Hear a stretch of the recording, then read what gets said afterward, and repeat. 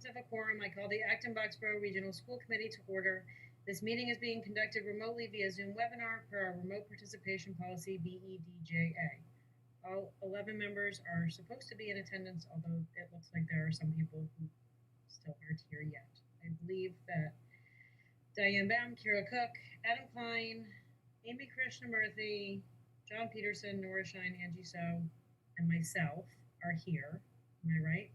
We are at the moment missing Yevon Wang, Evelyn Abaya Isa, and Jenny Krimper, right? Okay.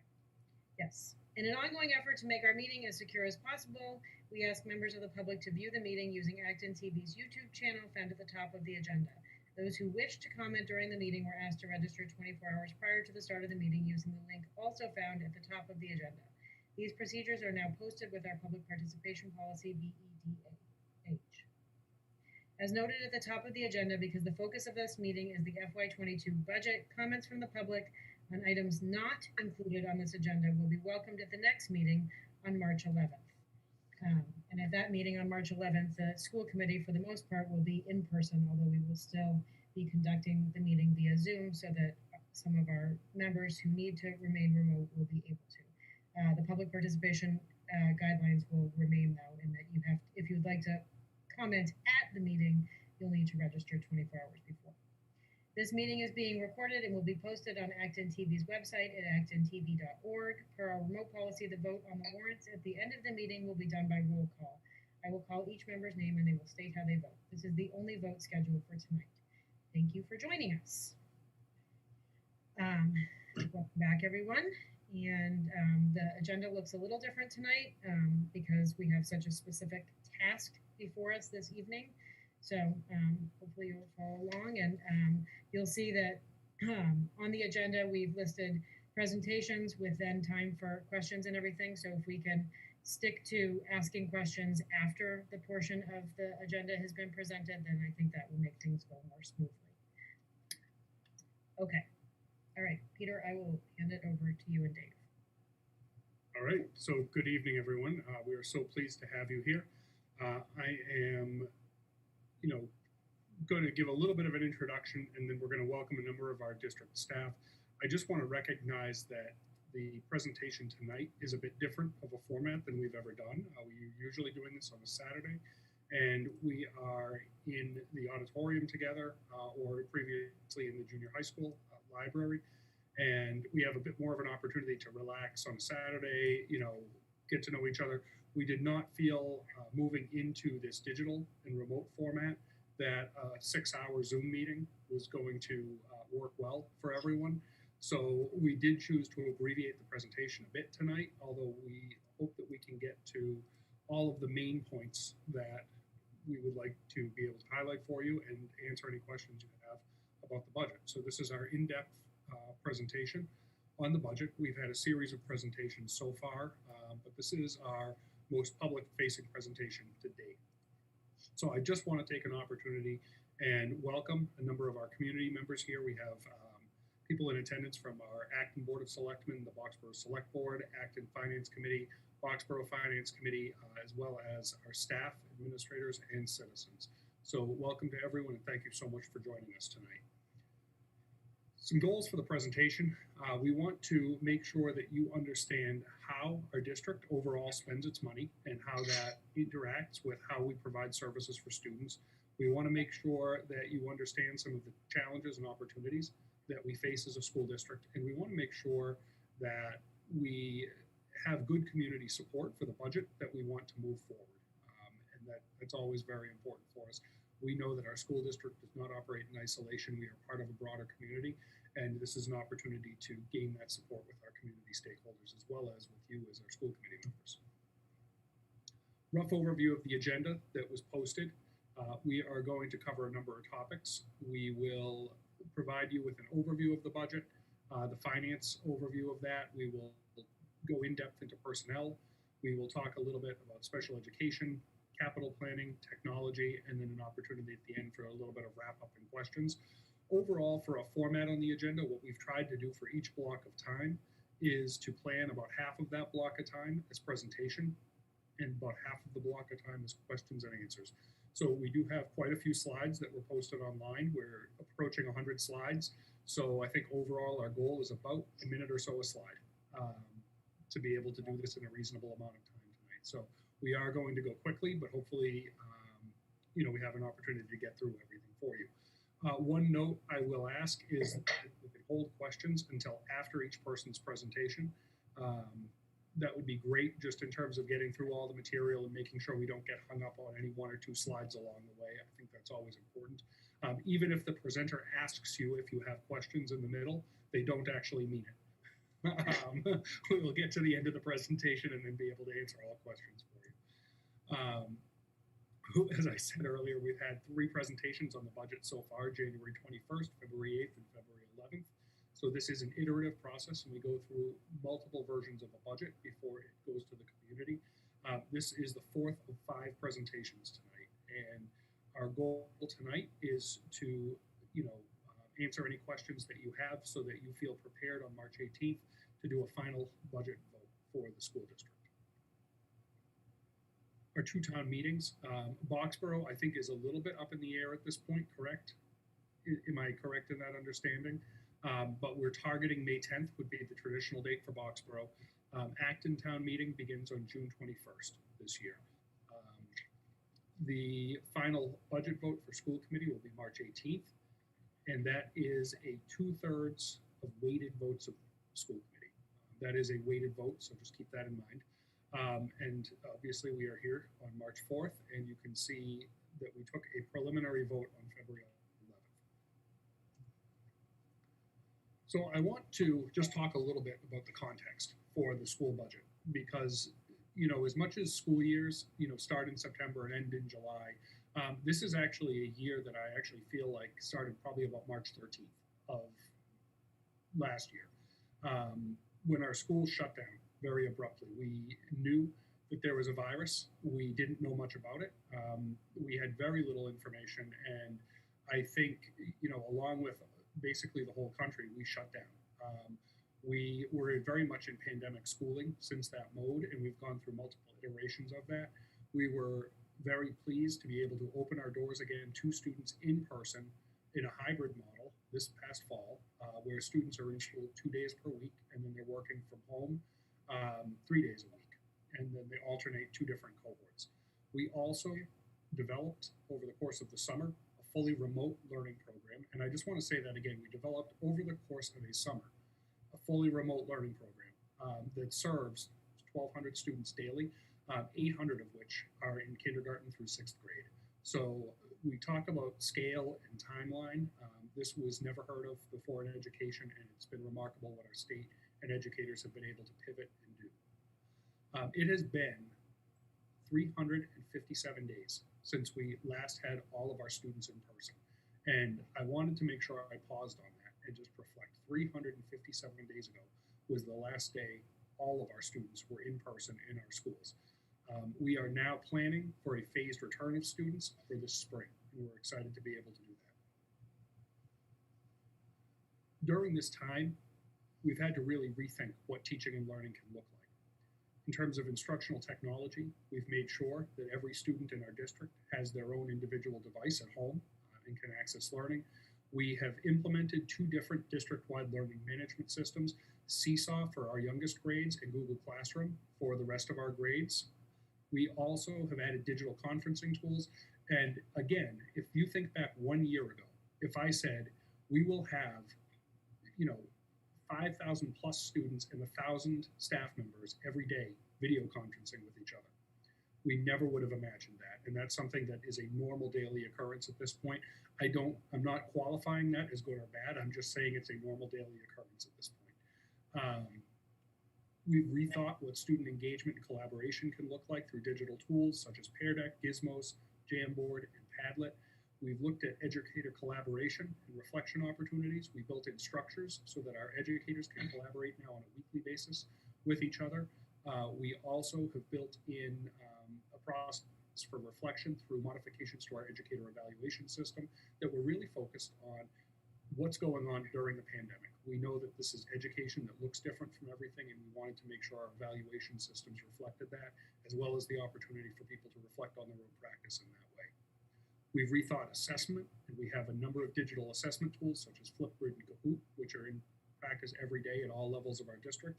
And we've also implemented really the first ever tool we've had at a district level to gather data around student learning to inform our decisions. And that was something new for this year with the implementation of iReady. We've had to rethink special education service delivery, and I don't think any of us believes that special education services should continue to be delivered remotely forever, but there have been some unique opportunities, particularly having people such as our behavior specialists be able to go in, Zoom into homes where parents can actually see the strategies in action with our students. So there are some opportunities that come out of some of the challenges of doing that kind of work. And finally, we've also had to really rethink what family engagement can look like. And I think there's some takeaways that we can, use moving forward for family engagement, such as the opportunity for families to attend parent conferences remotely and not have to leave work and travel to the district. Things like IEP meetings as well have that opportunity for parents not to have to give up work time to attend kids' meetings. And then parent nights and thinking through different ways that we can better engage all of our families, regardless of whether or not they can come physically into our schools. We've also, over the last 357 days, rethought all aspects of our school operations as well. We have developed a community food service program, and I checked in with Kirsten Nelson today. We have served nearly 200,000 meals to our community. I'm going to pause on that again.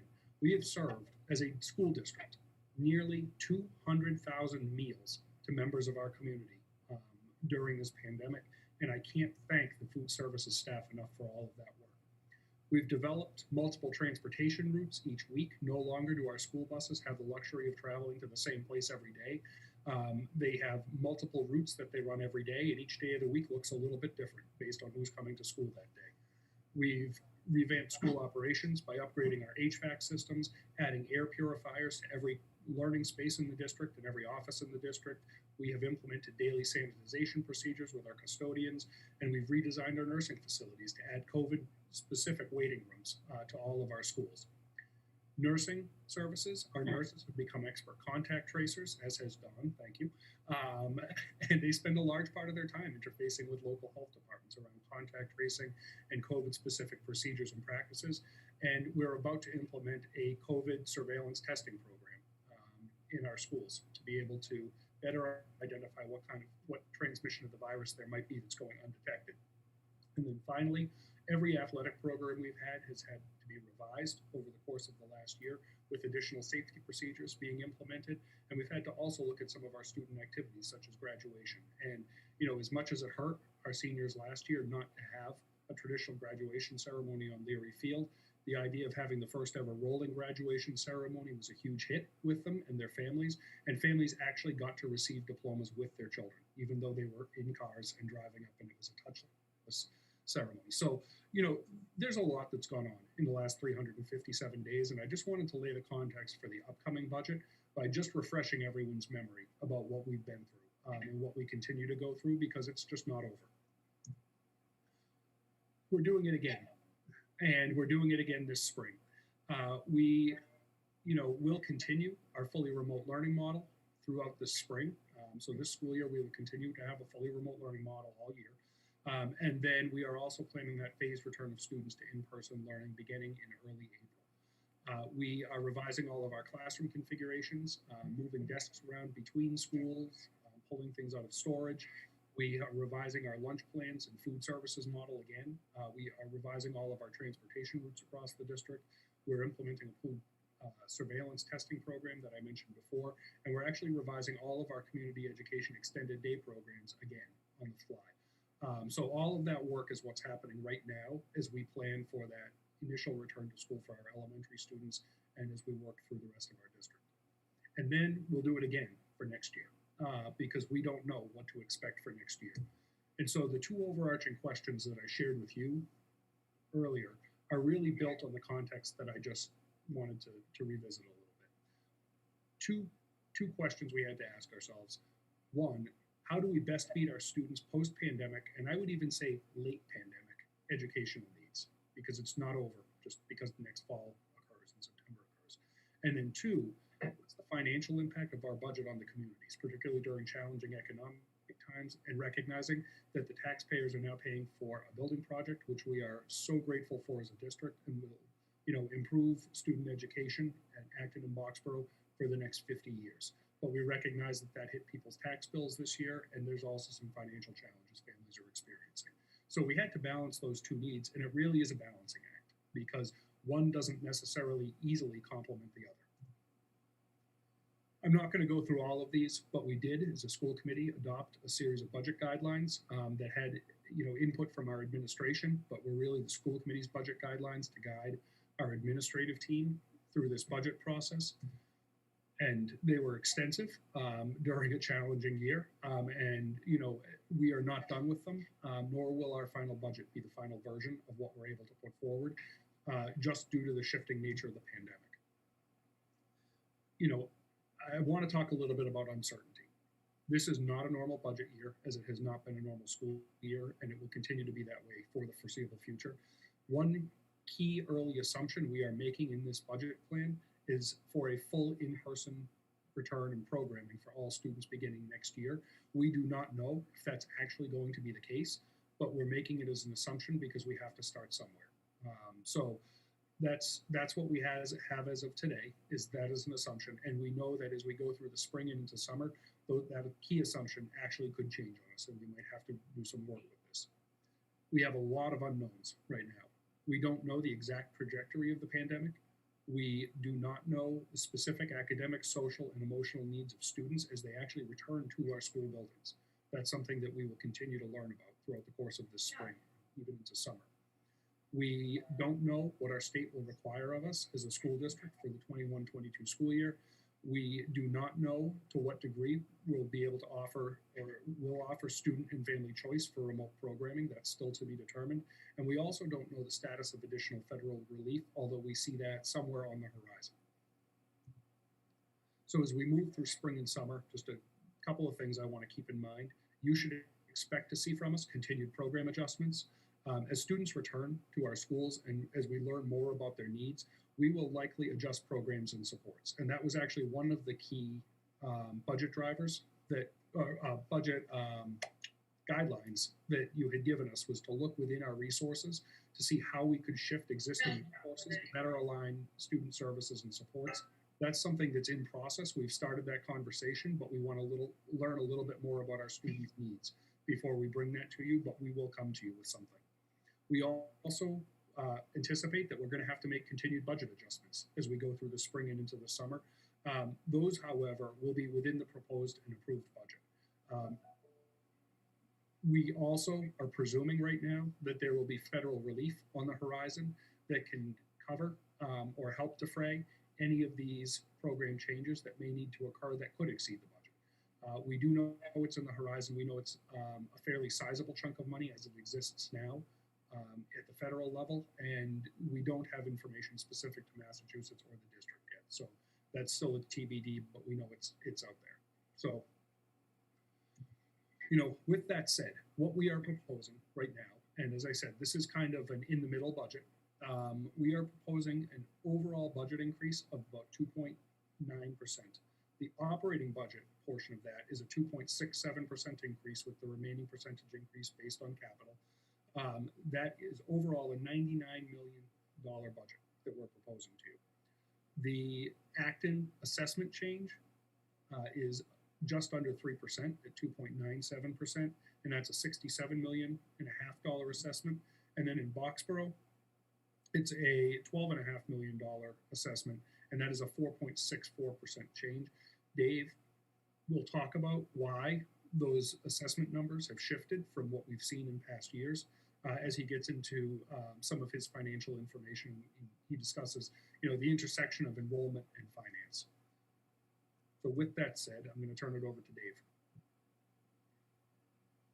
Dave. Can you hear me? Yes, good. So here's an overview, and I just want to start by saying that we have had a number of public presentations to both the school committee and the budget subcommittee.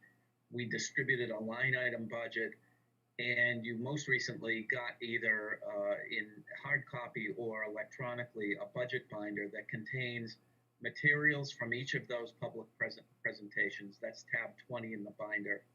Written overviews by the superintendent, deputy superintendent, and director of finance, which is in tab 1. Financial summaries, analyses, information comparing AB with comparable districts, tabs 2 and 3. Operational and budget summaries of each of the 8 district schools, the remote learning program for FY21, the early childhood program, and our district-wide departments and programs in tabs 4 through 16. The remainder of the binder has information about the status of our capital improvement program plan, federal COVID relief funding, and special revenue program revolving funds, not to mention a lot of background information in the electronic appendix. All of this is meant to convey that we've provided a lot of information outlining how we got to proposing this budget recommendation for next year.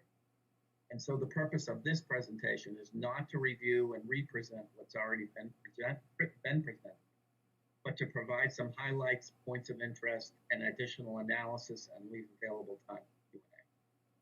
This chronology, the slide that's up now, is how we arrived at our recommended budget, which school committee voted as its preliminary budget in accordance with the regional agreement. The binder summarizes the details. I want to point out publicly that since our initial budget presentation on January 21st, which represented a level services spending plan, and while then adding funds to cover a rate increase voted by the Health Insurance Trust in early February, we reduced the requested FY 2022 budget by nearly $1 million, $971,000 to be exact, and are proposing, as you see, a 2.9% budget increase. I'll show a slide in a few minutes that puts this increase into some comparable context. Can you advance, please? How the district's budget has been funded is revealing. Since full regionalization in 2015, that was the first year, Chapter 70A, by far the largest funding source outside of the assessments, and you'll need to note the dual scale. It's 0 through 18 million on the left and a much smaller scale on the right. The Chapter 70 aid is on the left scale. That's the most significant funding source. Chapter 70 has been very flat, and for the time being, any growth should only be about 1% a year, or the $30 per student minimum aid that's legally required. Transportation aid had 2 straight years of growth. You can see that in 2019 and 20.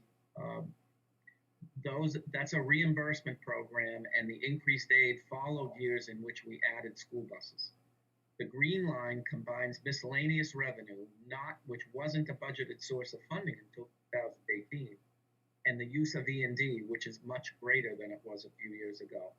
The takeaway here is that even with modest budget growth, 2.9% for FY22, the district's available revenues are not growing at the same modest rate. And if revenues increase at a smaller rate than the overall budget, that means that either or both of the following must be the case. The total assessment must increase at a higher rate, or there must be a greater use of E&D reserves. Advance, please. This chart shows the overall budget growth, the total of the bars. Also that revenue growth has not been robust, the yellow bars, and as a result, the budget increases have mostly been funded by increases in assessments, the blue bars, and reserves. You can barely see it in the first couple of years that there's a green line there, but it's more pronounced as we go along, indicating the greater use of reserves. Advance, please. These next 2 slides are being represented. I want to make sure that what we're proposing is understood. With respect to transportation, we're taking some of the expected FY21 current year surplus due to reduced bus services needed because of remote learning, transferring funds to a previously established reserve and using that as a revenue source for FY22 to offset the loss of state transportation aid, which, as I said, is a reimbursement program. Advance, please. With respect to the Capital Stabilization Fund, first of all, JD and I will be back later in this meeting to discuss the capital plan in more detail.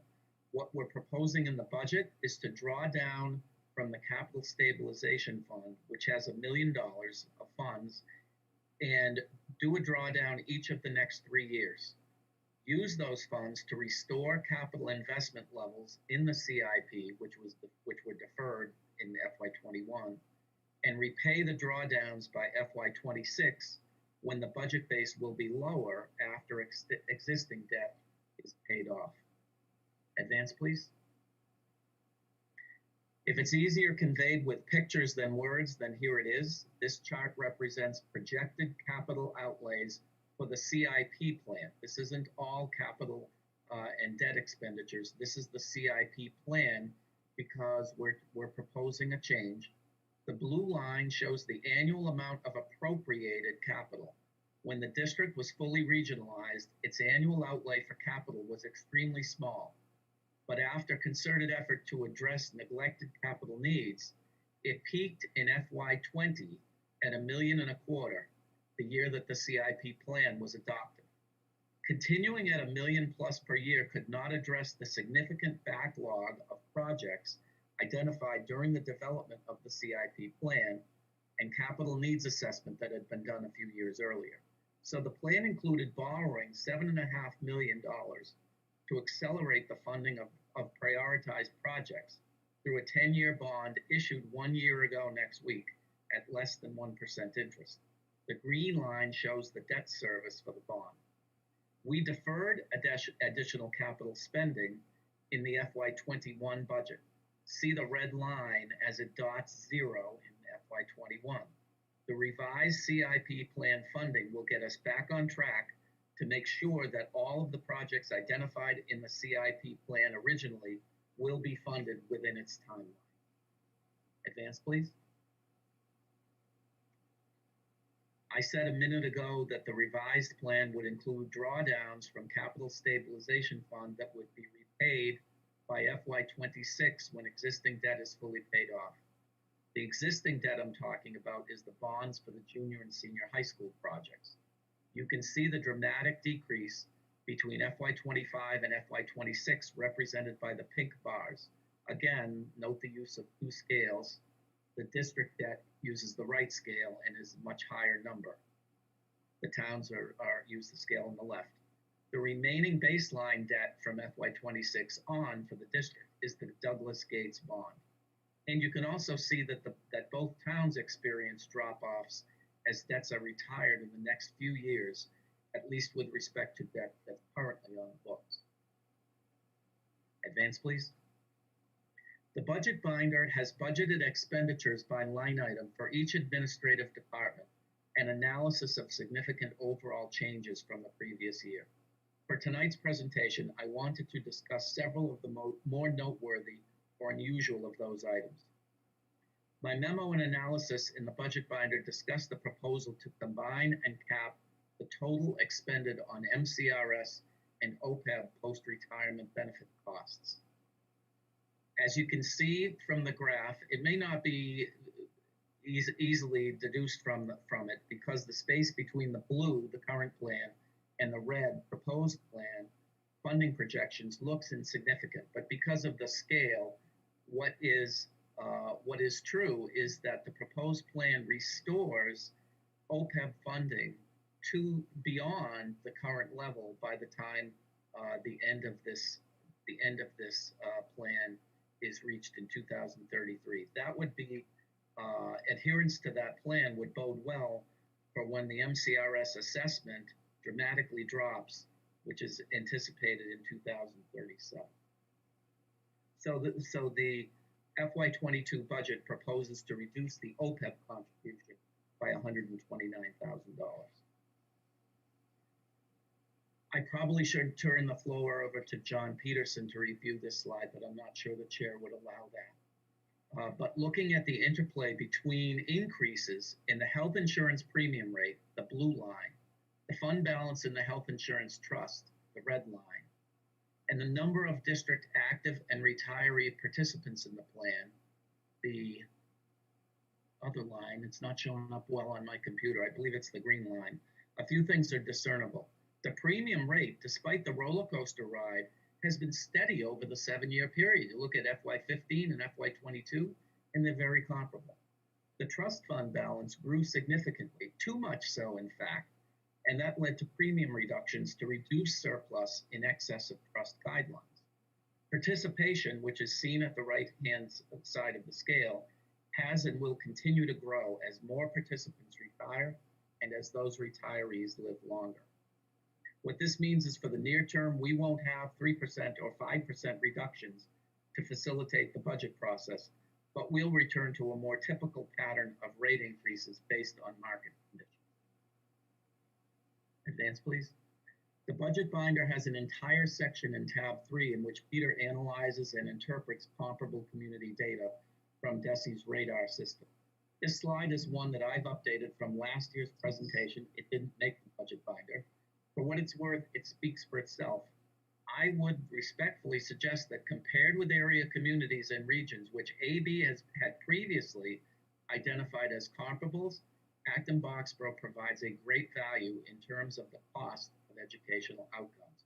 And just to be clear, these aren't listed in alphabetical order or put AB last. For AB is last because they're ranked by average net school spending from highest to lowest, and AB among the comparables is dead last. Advance, please. The next 4 slides tell what could be a long story, but I'm going to be brief. This slide looked better in my brain than on virtual paper. I originally had revenues plotted, which I think is a key to an understanding of it, but it was a mess. The key is that the budget increase and the assessment increase are correlated but not completely in sync. In years with strong revenue growth, look at FY18 through FY20 here, the blue line is above the red line, meaning that the assessment could be kept lower to fund the budget. In years with weak or no revenue growth, FY21 and FY22, the red line is above the blue line, meaning that a higher assessment was necessary to fund that budget. The peak in FY21 is the first year of payments of the Douglas Gates School Bond, and I added the green line to separate out the operating budget exclusive of capital investment. Advance, please. Since full regionalization, Acton's assessment increase has been greater than Boxborough's every year until FY21. Next year, including FY21 as well, next year will be the first year in which enrollment alone determines how the assessment is apportioned. For those who've been around as long or more likely longer than I have, the big disparities in the increases between the two towns from the beginning of full regionalization through FY21 was the cost shift embedded in Appendix A to the regional agreement. Advance, please.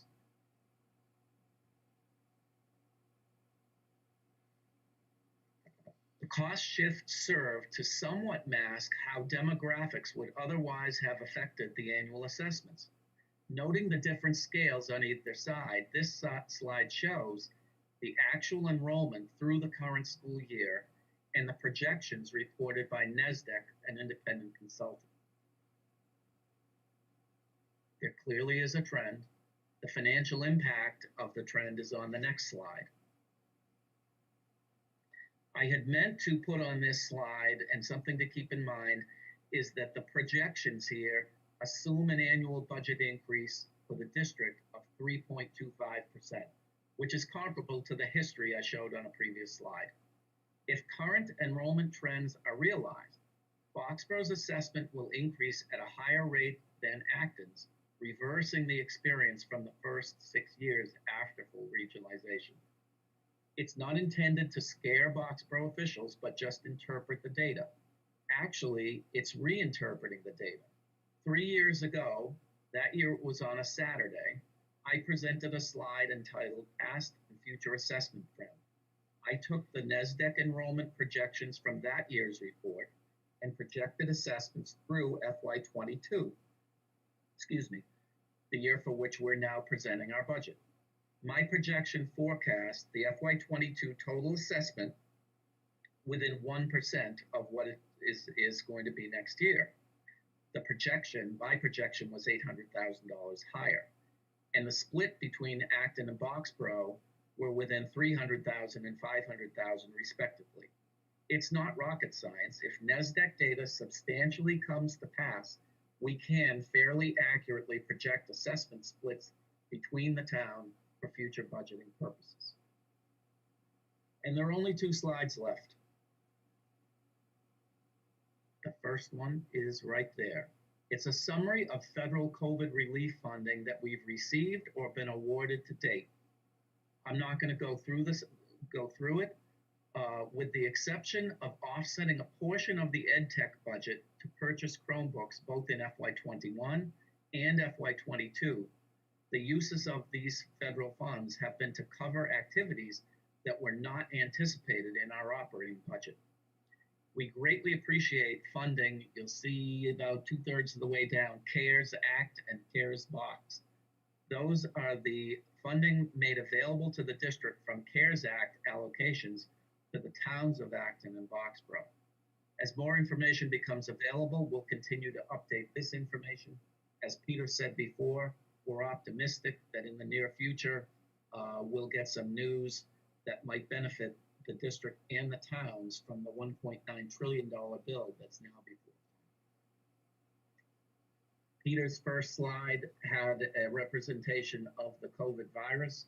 My last one has this. So just take those 2 visuals and we're headed in the right direction. Thank you. Okay, so the easiest thing for me is that if you have a question, either if you are a participant in the audience or you are a school committee member, I'm going to go through the school committee members first, but if you use the raise hand feature, that's a heck of a lot easier for me.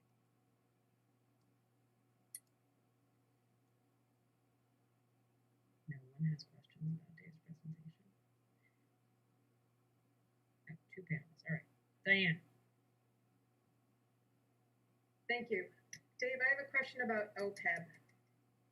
So you're structuring this approach to retire OPEB liability by 2059. And it's so funny because it wasn't too long ago that we were talking about increasing our OPEB contribution from 900,000 to I don't know what, but that conversation really never came to the school committee table. And it's this makes a lot of sense, but I'm just wondering, if we suspended OPEB payments for a couple of years, since these are such tough years, what would that do to your line on, I don't remember what slide, 27, I think it was. The 2059 is the actuarial projected full funding date, and that assumes that carries with it a lot of assumptions. And the immediate problem with that is in one valuation cycle, several of the assumption metrics changed relatively modestly. I mean, if you say a number going from 5.5% to 4.5%, not even knowing what it is, you say, all right, that's not that big of a deal. But just a couple of those changed the full funding projection from 2095 to 2059. Healthcare costs could turn around and skyrocket based on technology, whatever. And so to try and hone in on a full funding date is fraught with peril of how good your underlying actuarial assumptions match up with reality. But 2 things can be said. The Middlesex County Retirement Assessment should go up by 6.5% annually through the rest of this decade, then by 4% until 2037. That's number one, that's a lot closer period than 2059. It's identifiable where our OPEB contribution is a selected number, 900,000. And at that point, a significant amount of Middlesex County Retirement Assessment will no longer be required. And so it's upwards of a $4 million drop to the budget base. The problem with zeroing out, the problem with unilaterally saying, well, we really can't afford OPEB this year, is through experience, districts and cities and towns find it very hard to restore it. We got a tremendous interest rate on our bonds as a direct result of a AAA bond rating that was in part the direct result of robust reserves, including what we've put away for OPEB. And make no mistake, they made mention of our OPEB funding when they did the valuation. So it's a very difficult concept and topic, but I would not advocate for unilaterally reducing the OPEB contribution. Tying it to a plan such as this, where you link it to another somewhat more fixed obligation and grow it at a fixed rate of acceleration rate over a period of time, I think has is a more prudent way to go about it. Tessa, may I ask a follow-up? It's about the same thing, yeah. Go ahead. Okay. So you're talking about the MCRS debt liability retired in 2037. So it is the money that's freed up then, is that money that has limitations in terms of how it's used? What you're saying, I love the plan, it makes total sense, but we're sitting here in 2021 and, you know, we don't know who's going to be at the table in 2037. Correct. One misconception that you may have here is this plan that we're proposing to save $129,000 in the FY22 budget is not that plan. That plan remains out there and viable. And what that means in a nutshell is, let's say hypothetically that at that point in time, the Middlesex County assessment for the prior year was $6 million, representing $4 million of retiring past liability and $2 million of current costs. The $4 million is going to go away. The bill for the bill from Middlesex County will be $4 million less in the following year once they achieve full funding. That represents an opportunity for the district to consider taking that money, moving it over to the OPEB liability and reducing that sooner. I won't be here in 2037. Hopefully I'll be here, but not here in 2037. It's way out there. The plan that we're talking about for FY22 is a much more immediate and targeted plan just to deal with the year-to-year fluctuations or normalcy of the MCRS assessment. Thank you, Dave. Adam. Thanks, Tessa. Dave, thank you for this and the memo.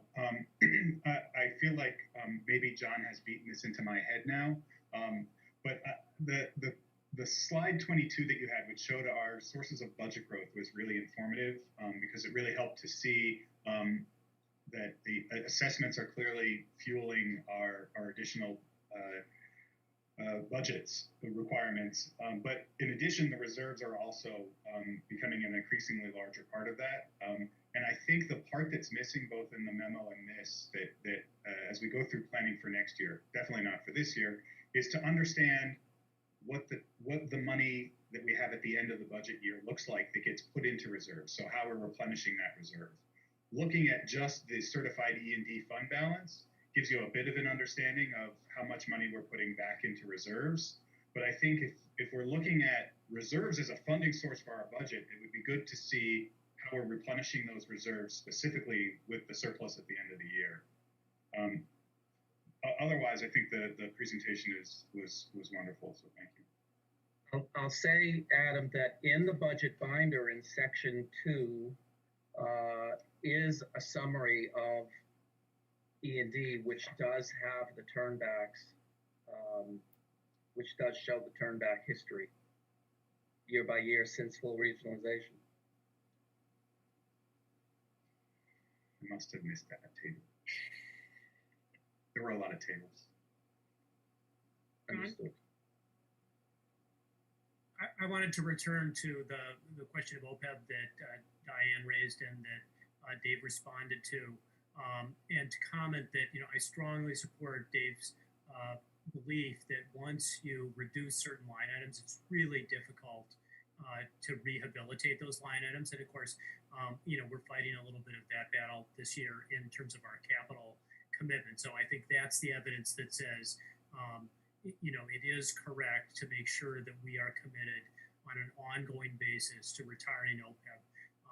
And I think the coupling strategy is a reasonable way to maintain a commitment. And I think it does, of course, run into the traditional problem of, how does this committee encourage future committees and to understand why we did this and to behave in a similar way. So I hope that people do take that to heart, and that then, lives in budget discussions for the next 20 years, 2037, when Kira will be leading the discussion.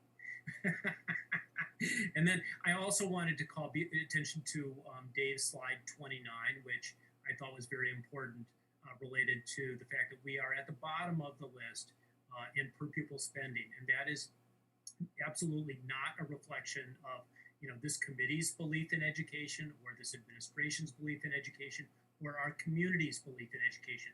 It's a reflection of the number of students we have and the value of property that we have to support our budget. So for people who are thinking, well, if we're so low, why can't we come up? That's the answer, is we have a lot of students, and relatively speaking, we don't have property value to live with a much bigger budget. Ginny? Thank you. Just kind of dovetailing off of that, Dave, I kind of have an understanding about what John was just talking about, which is how we rank so low. But I was hoping to just get a more informed view of that from you. Why is that, in your opinion? I think the easy one is economy of scale. We're a large district. We are decentralized and, I believe, not extravagantly staffed at the central office level. From 3.5 years experience here, I see administrators who care about financial stewardship and not spending on things that are not needed. We've, over the last couple of years, seen strides taken in reducing total out-of-district tuition. Some of that has been a financial trade-off by hiring in-district staff. But you look at other metrics like what's in tab 3 that Peter put in the budget binder, and you look at per pupil spending on a total basis, and we're in the 15,000 range, and peers are in the 20,000 range. Again, the low-hanging fruit-ish answer is economy of scale. Wachusett is bigger than us and a region, and but their increases are higher than us, but they're also at a lower base. They're probably down in the $12,000 per student, and so some of that is there as well. I don't know how good an answer that is, but I do know, hearing Peter is very up on this and may have some perspective from his point as well. I just want to offer one clarification, and I'll put that back up for a second. This is not ranked top to bottom in terms of actual net school spending. I believe, Dave, it's ranked top to bottom in terms of average change in net school spending over these 4 fiscal years. So when you look at it, we're averaging about a 2.9% increase in spending over the 4-year period.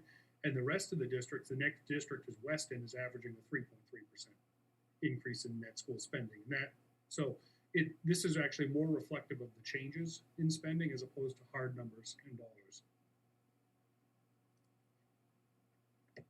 Thank you. I did preface that when that slide came up with the words "for what it's worth," but with what Peter just said, Weston's 3.3% increase is on a higher cost per pupil base. than Acton Boxborough. All right. Did any other committee members have a question? Because I see that that Jason in the audience has a question. All right, Peter, you want to? All right, Jason, you should be able to unmute and talk. Yes, can you hear me? Yep. Hi, Jason. Thank you for letting me speak. I just have two comments that I'd like to make. The first is that with regard to the CIP plan replenishment, the plan as it was laid out tonight requires that future school committee members remember this plan and honor it as it was portrayed this night. And I'm taking on faith that that's not going to be an issue, that we're not going to hear in a couple of years' time, oh, previous school committee can't encumber a future school committee's activity. So I just want to make sure that we put that on the record. I did comment on it on the CIP meeting, so it's no surprise to John or Dave. I would just like to make sure that I mention that in the wider audience. This is a change that is being made on faith and spec, and please don't forget that in a couple of years when it comes around. And then the second thing that I would just like to comment on is that I'd like to say that when the existing debt rolls off from the high school renovations, the junior high school renovations, and I believe even the first twin school is the debt is fully rolled off, that's not actually a vacuum that absolutely has to immediately be filled. When we present to the towns to ask for capital overrides, we're quick to state that this is temporary, insofar as a 20 or a 30-year bond can be temporary, but that it's a temporary increase. And so I'd just like to make sure that no one automatically assumes that when a capital expense rolls off the books, it is automatically available for reallocation or increased assessment. Thank you.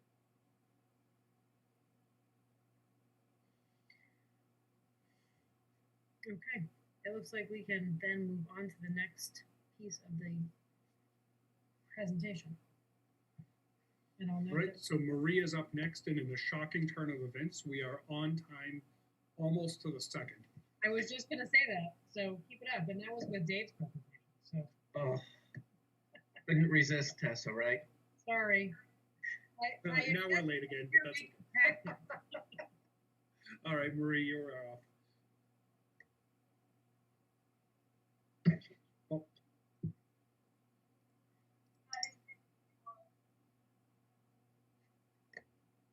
Oh. Before I start my comment,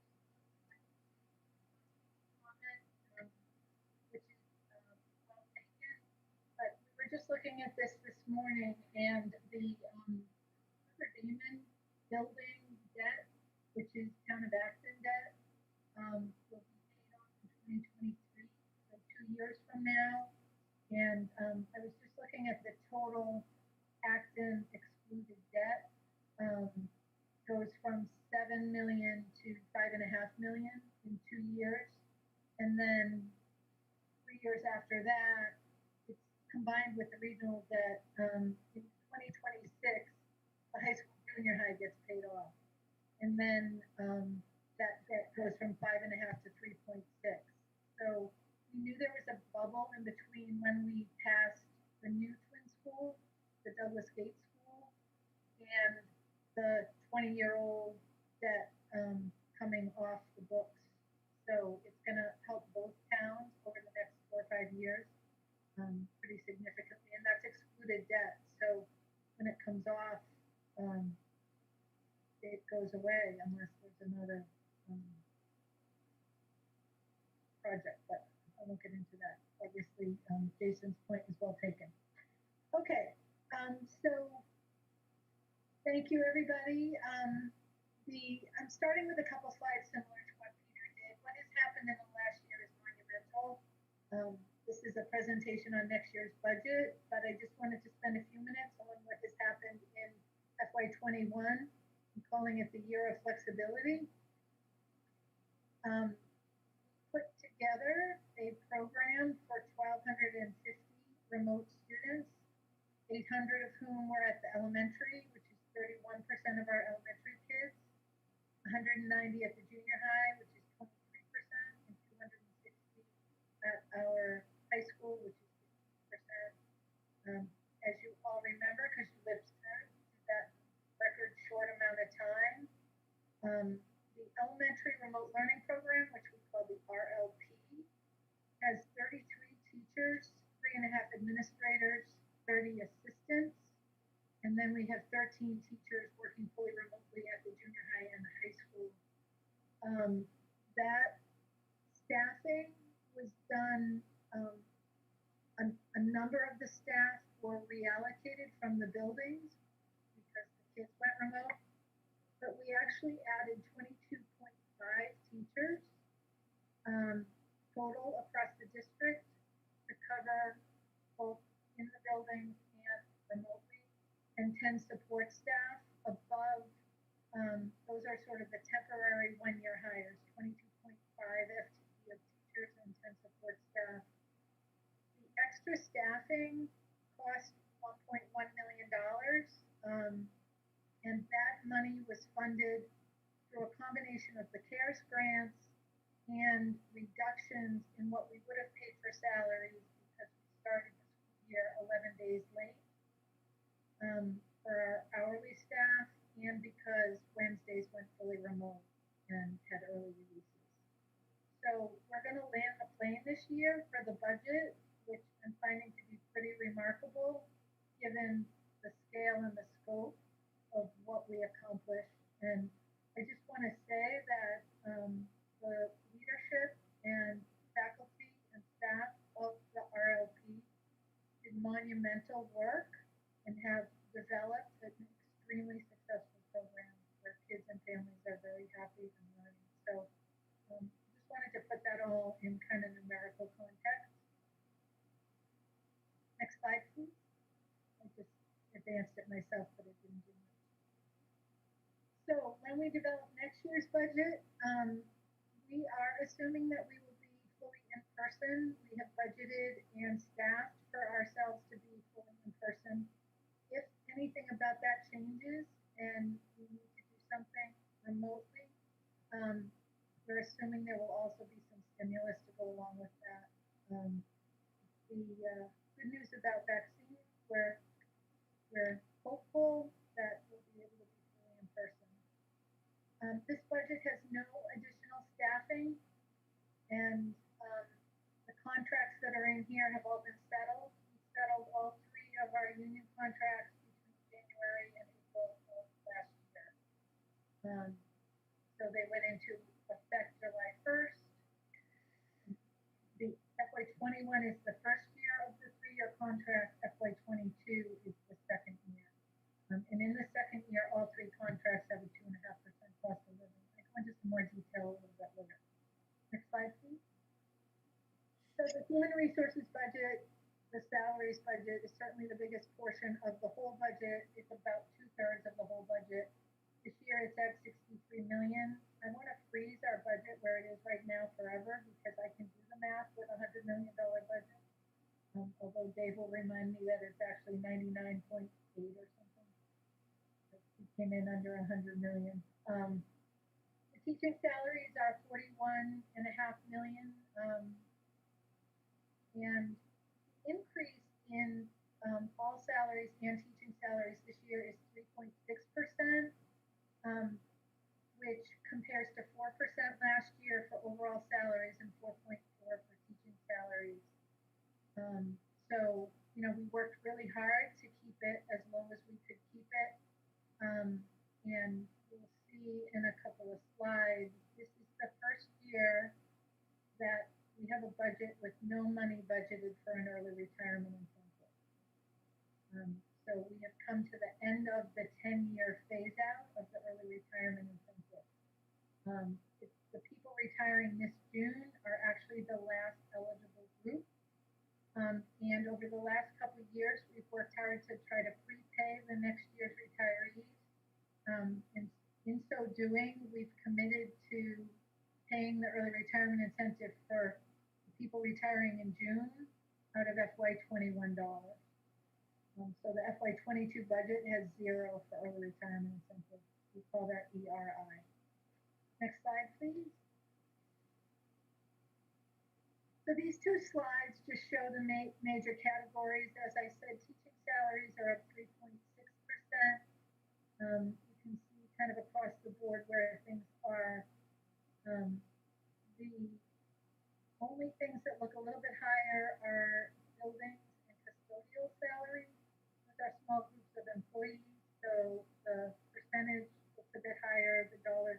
high. That's because there was a 2.5% cost of living in that contract, but there was also a half of a step implemented for the employees. They only had a 6-step scale, and we went to a 7th step over 2 years. So that's why those percentages are a little bit higher. The next slide has the rest of the categories of salaries. And the one that jumps out here, you can guess it, unemployment. We've been talking to the committee about that a little bit. We've been lucky, or I don't know, the last 4 or 5 years, we were able to reduce our unemployment budget quite a bit over time. We brought it down to 40,000, and then COVID happened. A lot of people qualified for unemployment that normally wouldn't have qualified. There's a lot going on with people applying for unemployment. I think you know we've had fraud with many employees in the district. That is not unique to us. It's rampant across school districts and across the state, and a lot is happening to try to fight that. The fraud isn't really a piece of why the number went up, but we're tracking, I don't know, close to 100,000 in this year for unemployment. So with all the unknowns about the next year, we were conservative and bumped it up to $100,000 next year. Marie, can I just make one comment on that? Yep. That fraud is not our employees fraudulently applying for unemployment. The fraud is that there is a statewide issue with people out in cyberspace claiming unemployment benefits for our employed staff. I just want to be clear about that. I really appreciate you clarifying that. I saw some faces and I said, I'm going to pause. Right, these are the different employee groups and the salary increases. If you look at the FY22 column, you'll see it's 2.5% across the board, except for admin and salary. All of the other groups have a cost of living, and they have what we call steps, where they get an additional increase for each year of experience. Admin and salary do not have that. So if you keep the cost of living for admin and salary the same as all of the other employee groups, which we have done the last 2 years, then they eventually fall behind because the steps take the other groups higher. This slide has a couple TBDs on there. They should not be there. I don't know how I missed that, but OSA and AFSCME the last 2 years were 1.75% in FY20 and 1.5% in FY21. So I'll correct those. Next slide, please. This is just a long history of what the cost of living has been.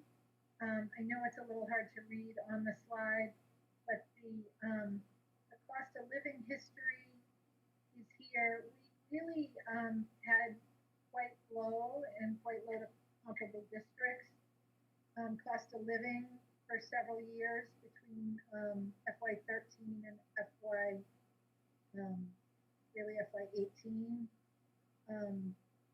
They've come up a bit since then. The step supermax longevity, that's what I'm talking about. This is specifically the teacher's contract. The steps in that contract end up costing about 2.5% by themselves. So when you add up the cost of living and the steps, for this year, FY22, the total is about 5%. And so we're in about a 3-year stretch of a total cost of contract increase of about 5%. Those are offset by people who retire because we take their salaries out and replace them with a much lower salary in the budget. And I have another chart coming up that will show you more about that. So it doesn't mean that salaries overall go up 5%. That's just the contractual piece. And then it comes back down when we take out some retirements, which is this year we ended up at an overall increase of 3.6%. The other thing I want you to see on this slide is the health insurance rate increase over time. We could spend kind of a long time on this, and maybe at some future meeting, it would be good to do sort of a health insurance financial overview. But there were a few years where the increases were in the 10% range, 14, 15, and 16. And it turned out that that was really over projecting the costs that were coming. And so then we ended up in a place where the health insurance trust fund balance was higher than it needed to be. So since FY17, we've benefited from really low rates in health insurance, and that's been great and helpful to the budget. But now the rates are really below market value, so there's going to be a few years of sort of trying to catch up. So for this year, I actually have a mistake here. FY22, the health insurance increase is 7%. We don't have the FY23 yet. So this is the increase for this year is 7%, and that's higher than we've had in many years, but it's in a large part to try to recoup and get back to market rates. So the average over all these years is 4%. All right, next slide. So what drives the teaching salary increase of 3.6%? It's a 2.5% cost of living.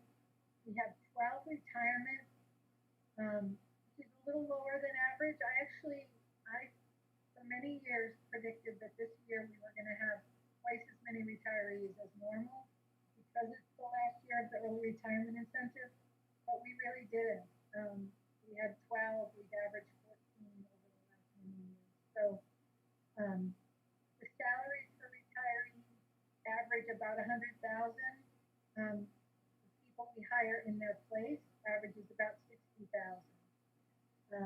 That 3M means third year of experience as a teacher and a master's degree. So that's what we budget for new hires. So basically, each of the 12 people reduce the budget. The total amount of savings in this budget is $400,000, which is roughly 2/3% of the salaries budget. Now you're probably saying if it's $40,000 per person and there are 12 people, your math is wrong, but it's not exactly $40,000 per person. There are no people with varied salaries. So the savings in this budget is $400,000. We also have something in the budget called the vacancy factor. We budget everybody's actual salary, but the nature of our employees, we actually have over 1,000 employees, and sometimes people come and go. Sometimes we have positions open. Sometimes we have people go out on a leave that is unpaid. So there's natural savings from what we budgeted every single year. Rather than have it over budgeted and always have a large amount of turnback, we have a number that we put in as a negative number to encompass the savings in unpaid salary. And that number is $425,000.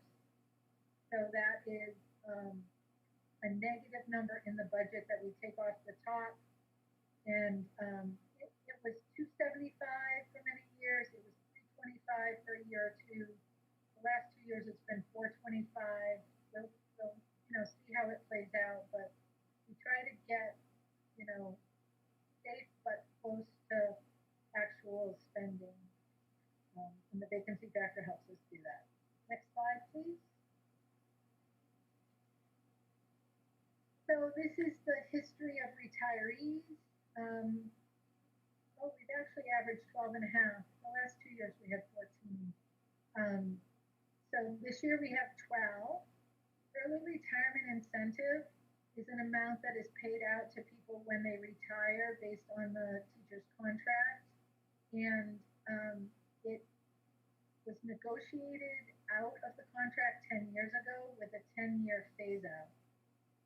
And so it is gone now. We actually phased it out financially in 9 years because we paid ahead. So you can see in many years it was $400,000 or $500,000 that is no longer in the budget. So we've been able to reduce the budget by that amount of money. Last year was much less because we had prepaid last year's retirees, and then we're prepaying this year's retirees. So FY22 has 0 in the budget. There is also retiree savings that I've reported every year. That averages $400,000 to $500,000. It is generally offset by the early retirement incentive, but now that we don't have that in the budget, that is pure savings and helps us to reduce the budget. The number of employees, so certified staff, non-certified staff, and total. These are our full-time equivalent employees. We have gone down this year. So in our budget from this year to next year, we reduced 1 elementary classroom section, and we reduced 1 central office position by consolidating roles and responsibilities when one of our support staff people left. So that's 2 of the FTE that we reduced, and Dave and Peter have been including those in their presentation. But between last year's budget and now, we did a lot of work to consolidate, and we've basically taken special ed assistants and reduced them and replaced them with teachers. So we took a number of special ed assistants, and we eliminated 2 or 3 assistants and hired a teacher with them. We talked about it some last year, but it happened more in the spring. We believe that has been successful. We're not fully in person, so we'll know better next year. But a lot of what we've talked about and feedback from the committee is we really want to have more certified instruction and fewer assistants, especially in special education. So I'm pleased to report we've reduced overall FTE by 8 since last year's budget. And then that last column is that temporary staffing just for this year for the remote learning program. Next slide. All right, I'm going to talk a little bit about kindergarten and then enrollment, and I think I have like maybe 2 minutes. But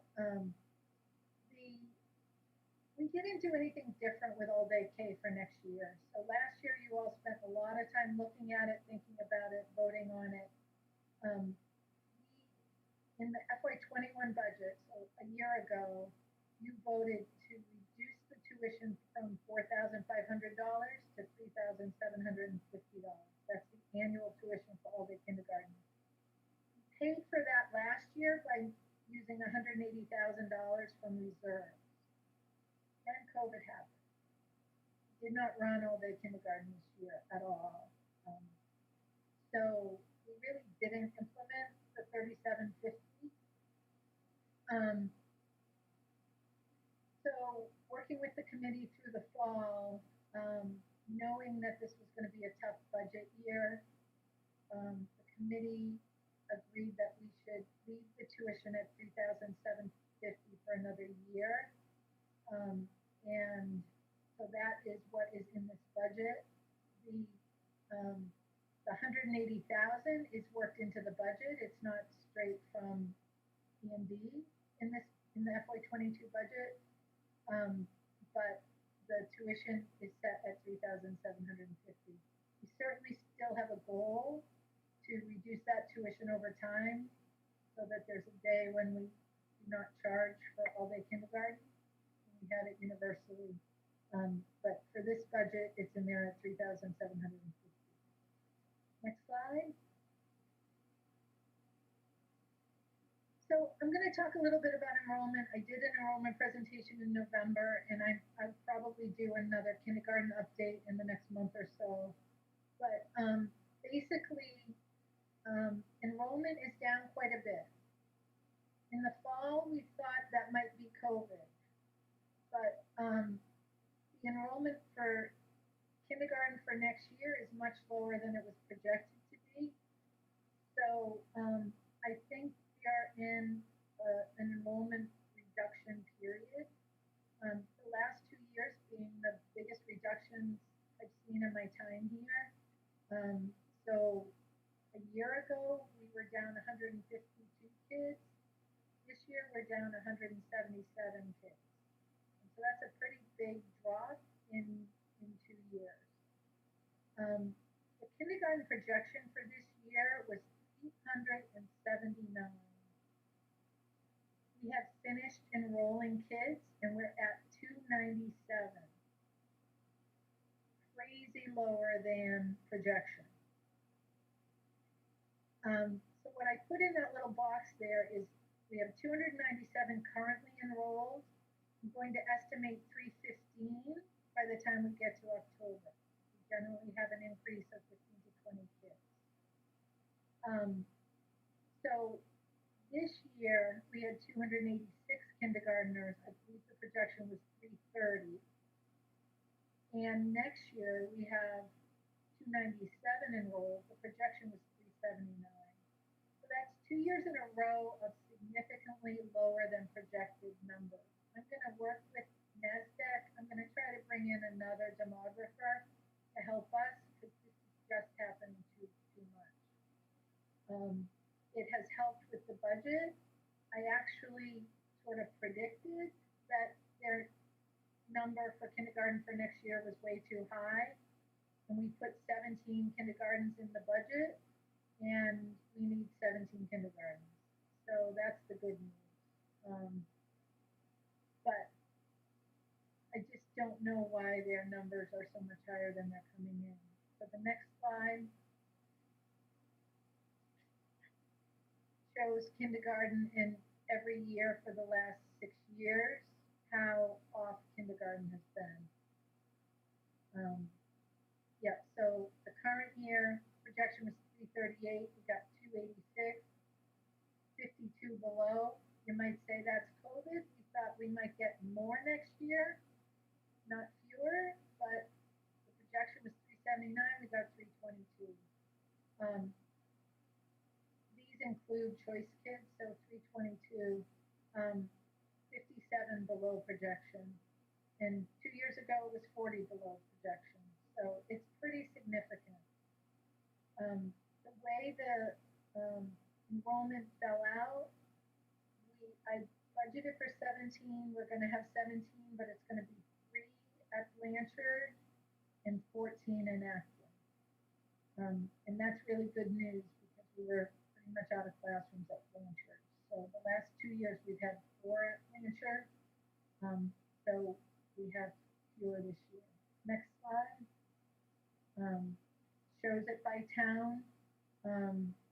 So, you know, you guys have these slides. You can look at them more closely when you have more time. But for next year, Acton projected 318 kids. We got 253 in Acton, 65 fewer than projection. And the Boxborough projection was 54, and we have 48. We have 43 right now. I'm predicting 5 more. So it's about 6 below projection. But the Boxborough projection for the next 2 years is over 70, which I think is high. So, I mean, 65 fewer kids in Acton, that's 3 classrooms. And I went back and looked at the number of classrooms we predicted we would need this year. We predicted 126 classrooms 3 years ago. We have 121 classrooms. So if I looked at just enrollment, we'd have 5 more classrooms than we need. So the good news is we've been able to budget just what we need. We haven't budgeted based on projections. All right, the next few slides are just the charts. I updated these charts based on where kindergarten came in, and I followed them through at the lower level, which brought things down quite a bit. But when I did this in November, I gave you all NASDAQ projections. These are updated to reflect the smaller classes we have right now. And so K-12, we're kind of at the bottom, and we're going to stay there for 4 or 5 years. If you look at the next 3 slides, you'll see it's different by level. So elementary, we were supposed to be increased by now, and the last 2 years have been flat. And next year is projected to be flat now. But it will go back up. Stay on elementary for a minute, please. Go back one. Go forward one. Did you want elementary? Yeah, thank you. So we have 121 classrooms, and that is the smallest amount we've had. And we kept that. We're down 1 from last year, but we are projected to go up to 130 over the next 10 years to add 9 classrooms back. And fortunately, we have a new school, so we'll have space for that. But I just wanted you to see that. Okay, junior high is on a downward slope, but it's at a level where for the next 5 or 6 years, it's going to be within a range of 50 students, ranging between 800 and 850. They peaked at 1,000, and they were at 950 just a couple years ago. So they're in pretty good shape. And the high school is only about halfway. The next slide is the high school. They're only about halfway down the downward slope. The elementary kids that have had drop in enrollment are still not really at the high school. So that has a ways to go. They're right around 1,800, projected to go down to 1,600. And next slide. I think that's it. Is that it? Yay.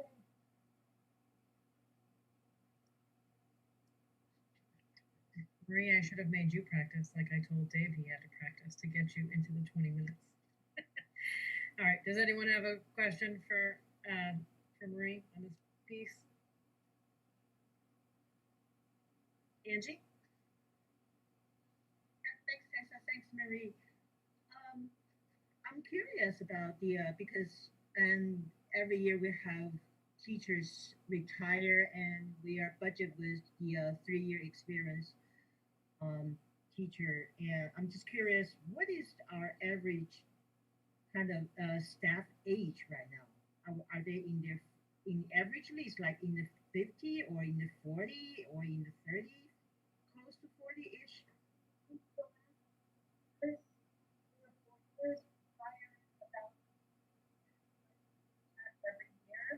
I know you're asking age. I can't do that off the top of my head, but I can tell you that 30 to 40% of our teachers are fewer than 4 years of experience. So that would translate to a pretty young teaching staff, but I don't have the age average in front of me. Yeah, because I can ask one more question. Sure. Page 41, on the table, the line item, you probably will know what I'm talking about, the salary over time. There's a line item. Page 41. Slide. She's asking you if you mean slide 41. Yeah, slide 41. And line item 13, which is salary over time. Yep. Okay, my impression of that is that is contributed by the remote student and all that. Maybe you can help me understand, because I thought we are going to full in person. So maybe you can help me understand this line item. Hourly dollars that are paid for people who work overtime, people who work more than 40 hours in a week. So that is a long-standing line item. It's not really related to remote learning. So it's literally overtime. So when people work, it's often custodial staff. Okay. Buildings and grounds, snow removal, those kinds of things. So So this is not the related to remote learning that one. Okay. Thank you. Evelyn? Yeah, so Maria, I have a question about the kindergarten, the 3,750 payment. Does that factor in low-income families and families that may need kindergarten care and may not be able to afford that amount? Marie, your microphone's really not working. It's really kind of quiet at the beginning, and now we just didn't hear you at all. That's okay. Yes, we have scholarships for low-income families.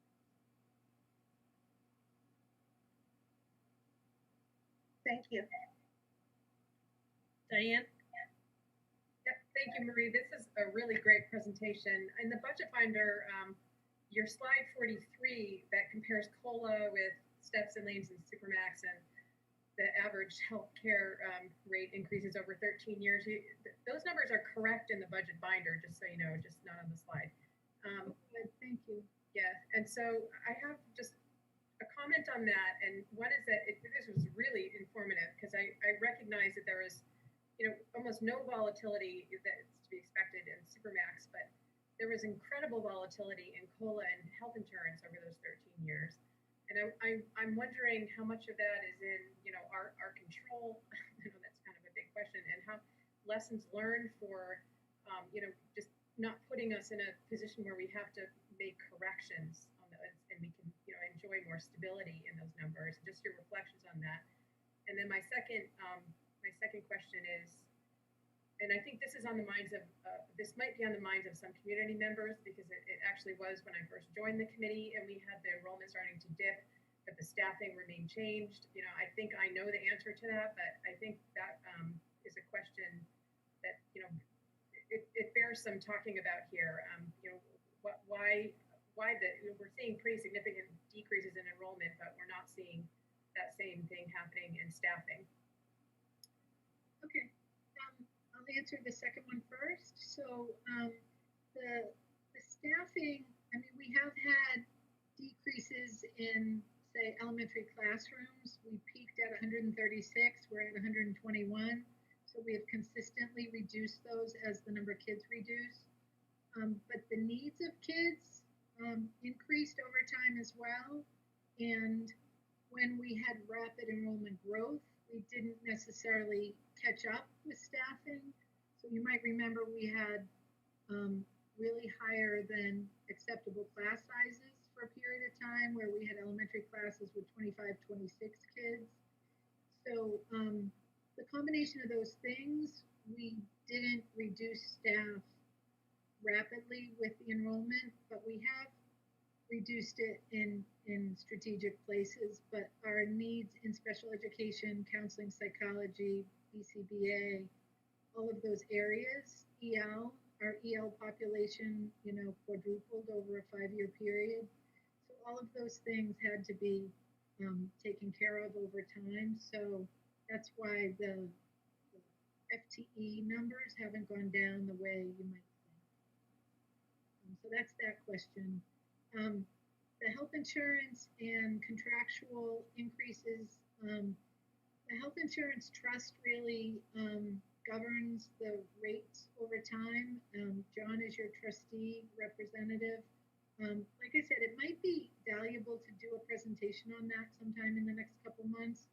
There's really a lot to it, but the market rate for health insurance has increased, 8 to 10% a year for the last 15 years.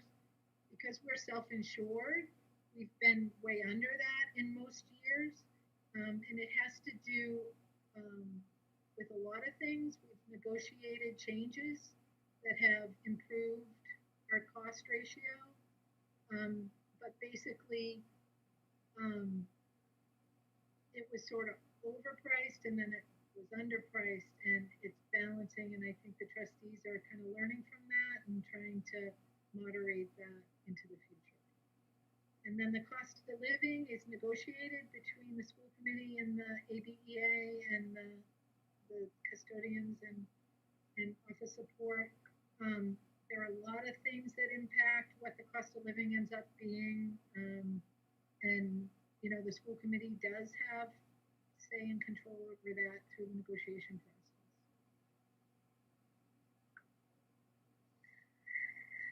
Thank you. Adam? Thanks, Tessa. Thanks, Marie. I just have a quick observation and comment and sort of a foreshadowing, I think, for next year, which is around the retiree and retirement budget savings. We've been in a very long history of having a budget, an incentive for retirees, and we have a very consistent number of retirees each year. Next year is the first year where we no longer are offering that benefit. We're also talking about the average tenure of our staff being much shorter. So I think one of the things that worries me is that while we're looking at an average of 12 retirees and a savings each year of roughly $400,000, I think it's a big unknown for next year if that's going to be the case continuing on. Nothing of concern for this year's budget, but definitely as we start to think about next year's, it worries me a bit because it is a big savings each year. Adam, I'm not sure the average tenure is a lot shorter. It might be a little shorter, but I'm not sure it's a lot shorter. Great. All right. I don't see any other questions from our panelists or from attendees, and this is, I think, where we have a break scheduled. It is. Can I just say I'm right on schedule then? You are right on schedule. Good job, Marie. But it must be because you already pre-answered everybody's questions, so there was nothing left to ask. It's definitely not, because when I added 40 minutes to 7:25 start time, I ended at 8:05. It's definitely not because I added 10 extra minutes by accident. Oh, right. So, All right. Okay. So she finished right at 8:05, or we are finished right at 8:05. So we're going to take a break, and by a break, everyone can get up. Just make sure that you come back at 8:10 so that we can stay on track for everything else.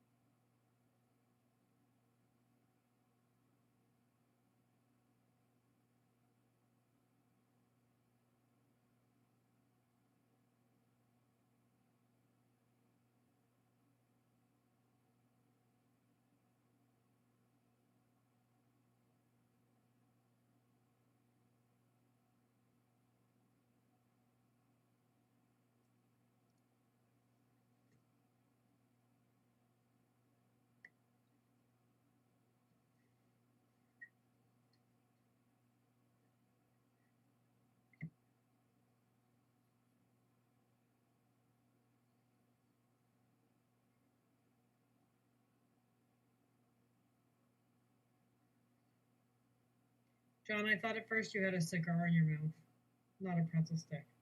Is what I assume it is. But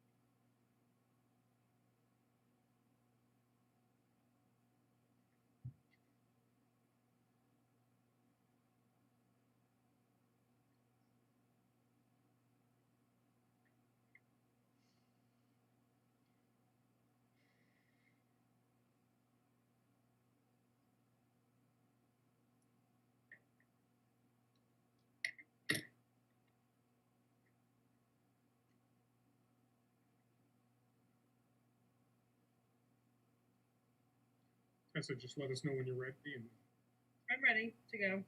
jump right in. All right, so our next presentation is on special education. This is a bit of an update. We're welcoming Debbie Dixon, who is our interim director of special education.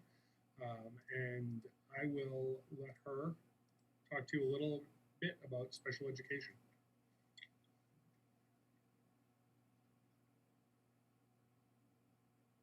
Thank you, Peter. Hello, everyone. You can actually jump to the next slide. Tonight, I actually have a very short presentation. I think I have 6 slides altogether, but I have a lot to say. Tonight, we're just going to review the student information management system data so you can have a sense of the number of students on IEPs that we're talking about. We will review the non-salary budget drivers that are reflected in our budget. We'll take a look at the out-of-district expenses, and then we'll talk a little bit about the priorities as I see them for fiscal year 22. Next slide. This slide represents the SIMS data as of October 1st, 2020. So the state collects data 3 times a year, on October 1st, March 1st, and at the end of the school year. So this is the latest data that we have, and it reflects the number of students in each of our buildings out of the number of each student, it reflects the number of students on IEPs in each of our buildings out of the student population in the building. And then just for the calculated percentage of students with disabilities in each of our buildings. The RLP is not listed here because the state didn't recognize RLP as a separate school in Acton Boxborough. So the students are reflected in their home school or where they came from. The numbers are a little bit lower than they were in previous years as of October 1st, but I think as you just heard Marie say, our enrollment is down, but our percentages are roughly the same.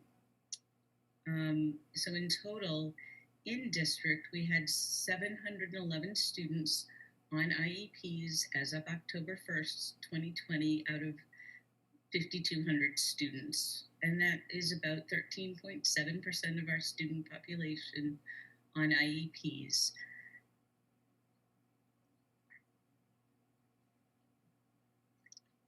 So this next slide addresses some of the bigger ticket items in our special ed budget. It's entitled non-salary budget drivers, and I apologize because the first line here talks about salaries. Let me explain that. These are miscellaneous salaries that are not part of the normal school teacher salary line.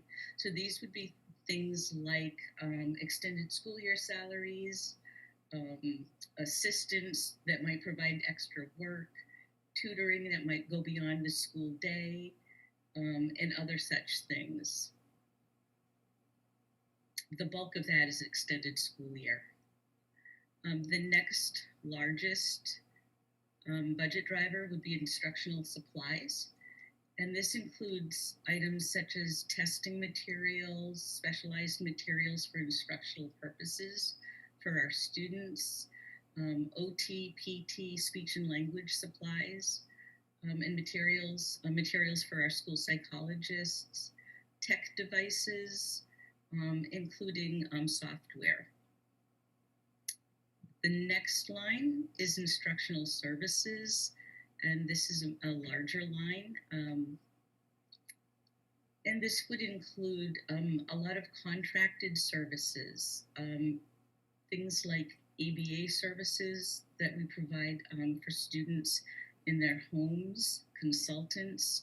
It might include vision services for students who have vision impairments, hearing and audition services, home hospital tutoring through agencies for students who are homebound or hospitalized, outside evaluations that we may need to obtain, contracted one-to-one nursing services, and contracted training services for teachers. And lastly here, not lastly, second to the last is our special transportation. And this is, we typically use CASE Collaborative for our transportation services, and they provide the bulk of our student transportation in district and out of district for our students on IEPs. We pay an assessment fee, and this is our projected assessment for next year. This line also includes reimbursement to parents who may transport their child as opposed to accessing CASE transportation. It would include nurse monitors or other monitors on the vehicles. And then the last line is legal expenses for legal services that are required to address due process issues and other legal matters that may arise that need legal counsel. And there are a few other expenses that I didn't include here that are not considered to be budget drivers, but this is the expense side of special education.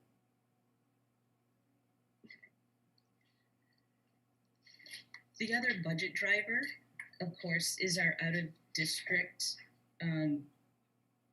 expenses, and this reflects those costs. You can see it over a 3-year period, and this is budgeted for FY22. We're budgeting for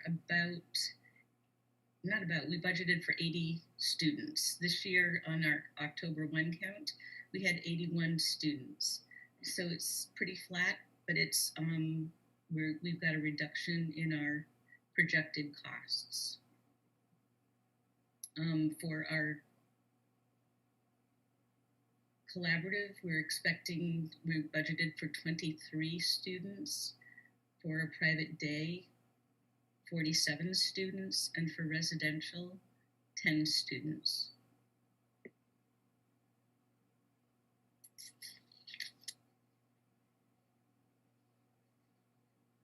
We had a number of students move. We had a number of students age out this year, so students are often in our programs and in our out-of-district placements until age 22. Many students are eligible through age 22, and we had many students age out because they reached the age of 22. We had many students move over the course of the year. We had some students who are expected to graduate and graduate on time at the end of this school year. So that's impacted the budgeting. Even though the numbers are the same, we're projecting the same number of students, it's impacted our budget for the positive. Next slide. So this is just captures the net, or the gross and the net. So FY22 represents a 3% decrease before using circuit breaker funds, and a 4.5% decrease after circuit breaker. And again, much of the savings is in the tuition.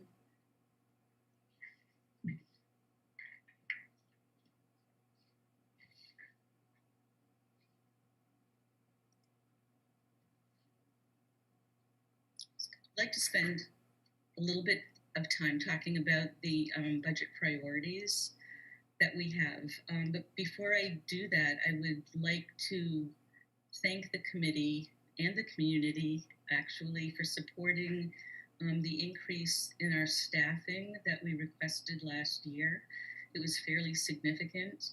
And what we realized were an increase in our special educators, our school psychologists, our speech pathologists, increases in OT and PT across the district. We also reallocated many staff, and we were able to equalize the services across all of our elementary schools and equalize caseloads for many of our special educators by doing that, by increasing the staff, which was our goal. We also were able to increase programming. We were able to add language-based program at the elementary school. We were able to add an additional pathways teacher because of our expanding student population, and that was at Blanchard. At the high school, we added a bridges teacher and a social emotional learning teacher because of the student needs there. And we added psychologists for the SEL support that we needed. And I would like to believe that the increase in the programs and the allowing us to increase the continuum of service that we're providing to our students has reduced the need for out-of-district placements. And I hope that that is something that the district realizes in years to come, and that we will continue to monitor our numbers and our needs over the course of the spring and reallocate staff as appropriate to meet our needs. I think you heard earlier that we will continue to look at our assistants and trade in, if you will, for licensed and certified and qualified staff, and depend less on assistants to provide direct services to our students and rely more on qualified certified staff. So that's always going to be a work in progress as we move through the school year. So we're not asking for staff for next year, but now that we have the staff, what we'd like to do is empower the staff with knowledge and expertise. So some of the things that we've started this year or that we're planning for next year is to do just that. And one of the things is to increase the capacity of our paraprofessionals and those paraprofessionals that are considered ABA tutors. We are wanting to train them to become registered behavior technicians, and that requires a 40-hour training with supervision from our BCBAs. It means that the ABA tutors will meet certain competencies in a variety of areas, from data collection to how to queue students, how to prompt students, how to manage data, how to run programs for students, how to do preference assessments, all sorts of things that are necessary for our student population. The ABA tutors primarily work with students on the autism spectrum, and it really will elevate their practice and allow the teachers to run a more robust program for our kids. The other thing that we've committed to is to continue to train our special educators in Wilson reading. This is essential to meet the needs of our students who have reading disabilities and dyslexia. We started to do that this year by sending 14 staff members to the 3-day overview for Wilson Reading. It's a requirement, a prerequisite, and it's expensive. It's $649 per person. So to send 14 people, that was $9,000. To actually do the year-long certification course is $2,300. So that will cost, if all of those 14 individuals attend the full year training, that's about $32,000. But that's important. It's important for our students. One of the other things that we're really excited about is in the area of SEL. We are working to train our counselors and school psychologists and our SEL program staff in DBT, which stands for dialectical behavioral therapy. This is proven effective for students with persistent emotional distress and anxiety, and it addresses students who have suicidal ideation and who are disturbed adolescents, kids with eating disorders, substance use, and kids with persistent mental health challenges. It's increasingly seen and used as an evidence-based program in school settings. So we are beginning to train all staff this year, and it will go into next year as well. And I think that we will see the results of that with our students, who certainly will have SEL needs after this challenging year.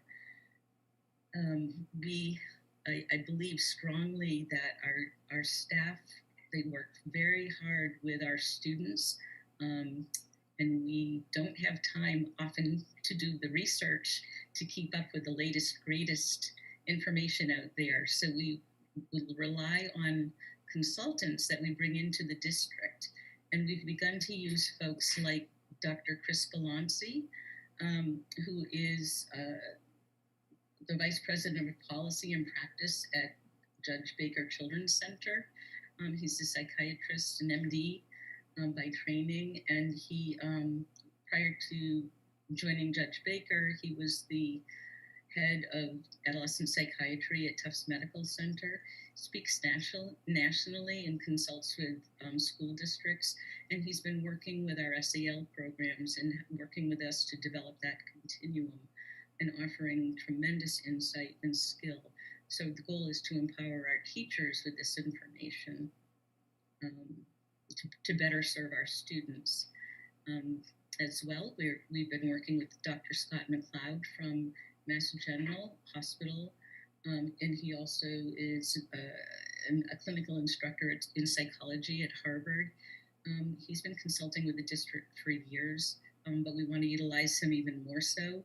He's been instrumental in working with the Bridges program. We want to extend that to the junior high and elementary school, again, to empower our teachers, both general ed and special ed, to work better and more so have greater understanding of our students on the autism spectrum. And lastly, Dr. Melissa Orkin, who is co-founder of Crafting Minds, is a specialist and expert on dyslexia and reading disabilities. And she will be, we hope, will continue to consult with us on reading disabilities, language disabilities, assessment, and intervention for students with reading disabilities. The goal here is to improve our practice, our knowledge, and our expertise in the ever-changing world of education, and keep us abreast of the latest research that's out there, so we can apply that in real time for our students. And these folks have been instrumental in helping our young teachers and our new teachers and our veteran teachers keep pace with the learning and provide us with the professional learning on an ongoing basis. Other areas that we'd like to focus on would be developing writing programs using things like Empower Writing or Brain Frames, visualizing and verbalizing, and also continuing to look at culturally sensitive diagnostic assessments and evaluations. I think that might be it. That's it. This is much shorter than last year's. Thank you, Debbie. John, I'm going to ask a question ahead of you because you already got a chance earlier on. So I'll go first, and then I'll call on you. Debbie, I'm excited to see about the DBT training. You know, I know that is like when given in a clinical setting is like a 28-week program. Is the training intended just to give our mental health professionals some overview and understanding of the different modules that are involved with that so that they can better interact? Or is there some like sort of program that students would be, are all the mental health, or are we talking just junior high and high school, or are we talking everyone? We're talking everyone. And while DBT is appropriate for older students, maybe 5th grade and up, it is also, if we want to look at it for younger students, the zones of regulation is probably the closest aligned to it. So we want everybody involved so they can see that continuum and use that. And we've purchased the materials, make sure everybody has zones, everybody has the book DBT in schools, and there were some other texts that were suggested. So we have all of the materials, and I think it's a 24-hour course by a licensed trainer. So it's pretty comprehensive. Excellent. Thank you. And it can be ongoing. That's just the beginning. That's excellent. Thank you. I'm really happy to see that. I think that it will be really beneficial for students. There's a lot of in there. John? I have 2 questions related to the private day tuitions. You know, one is that because this is presented as a total number, it's of course a function, you know, of the number of students, but also of the changes in tuitions that are occurring at these various places. And of course, you know, when we look at the warrant, you know, we see tuitions from the Neshoba Learning Group, the Lab Collaborative, Landmark School, and the Justice Resource Institute, among others. So the easy part of the question is, what is the tuition trend rate, you know, for these various places? And then the hard part of the question is, you just talked about what we were doing internally to improve the quality of our education. Is the quality of the service that's being provided by these private day schools going up, going down, or staying the same? Oh, great question. We budget at a 3% increase over current rates. OSD, the Office for Purchase Services, sets the rates for the private schools every year. I think they've just actually come out. We budget for 3% though over current rates. Some of the schools every year ask for relief, and they apply for an increase in their rates based on the services that they provide.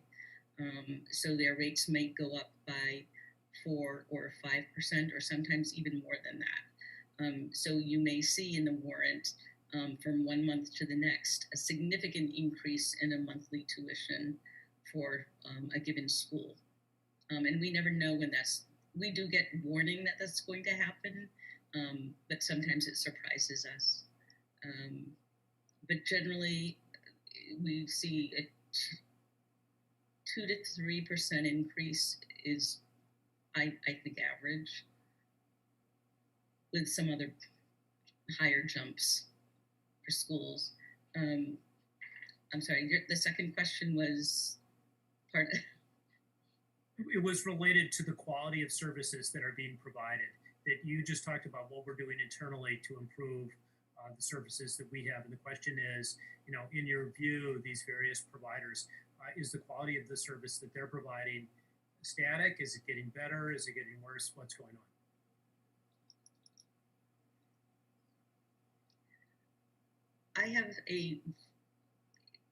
I feel strongly that,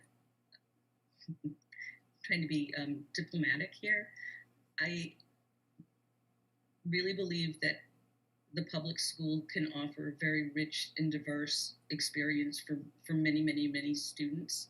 And I think that's the place for our students to be, in their home school, in their neighborhoods, in their hometown.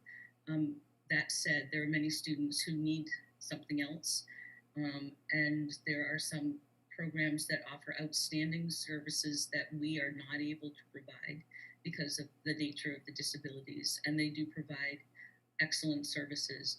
There are some programs that we don't see the quality that we desire.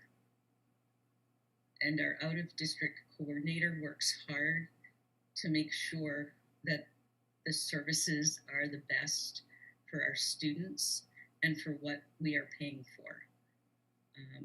The cost is extraordinary in some cases, and we want to make sure that our money is going to very high quality services for these students who have these great needs. So the answer is the quality varies depending on the program. By and large, the services are very good, but we need to do our due diligence and monitor the programs constantly.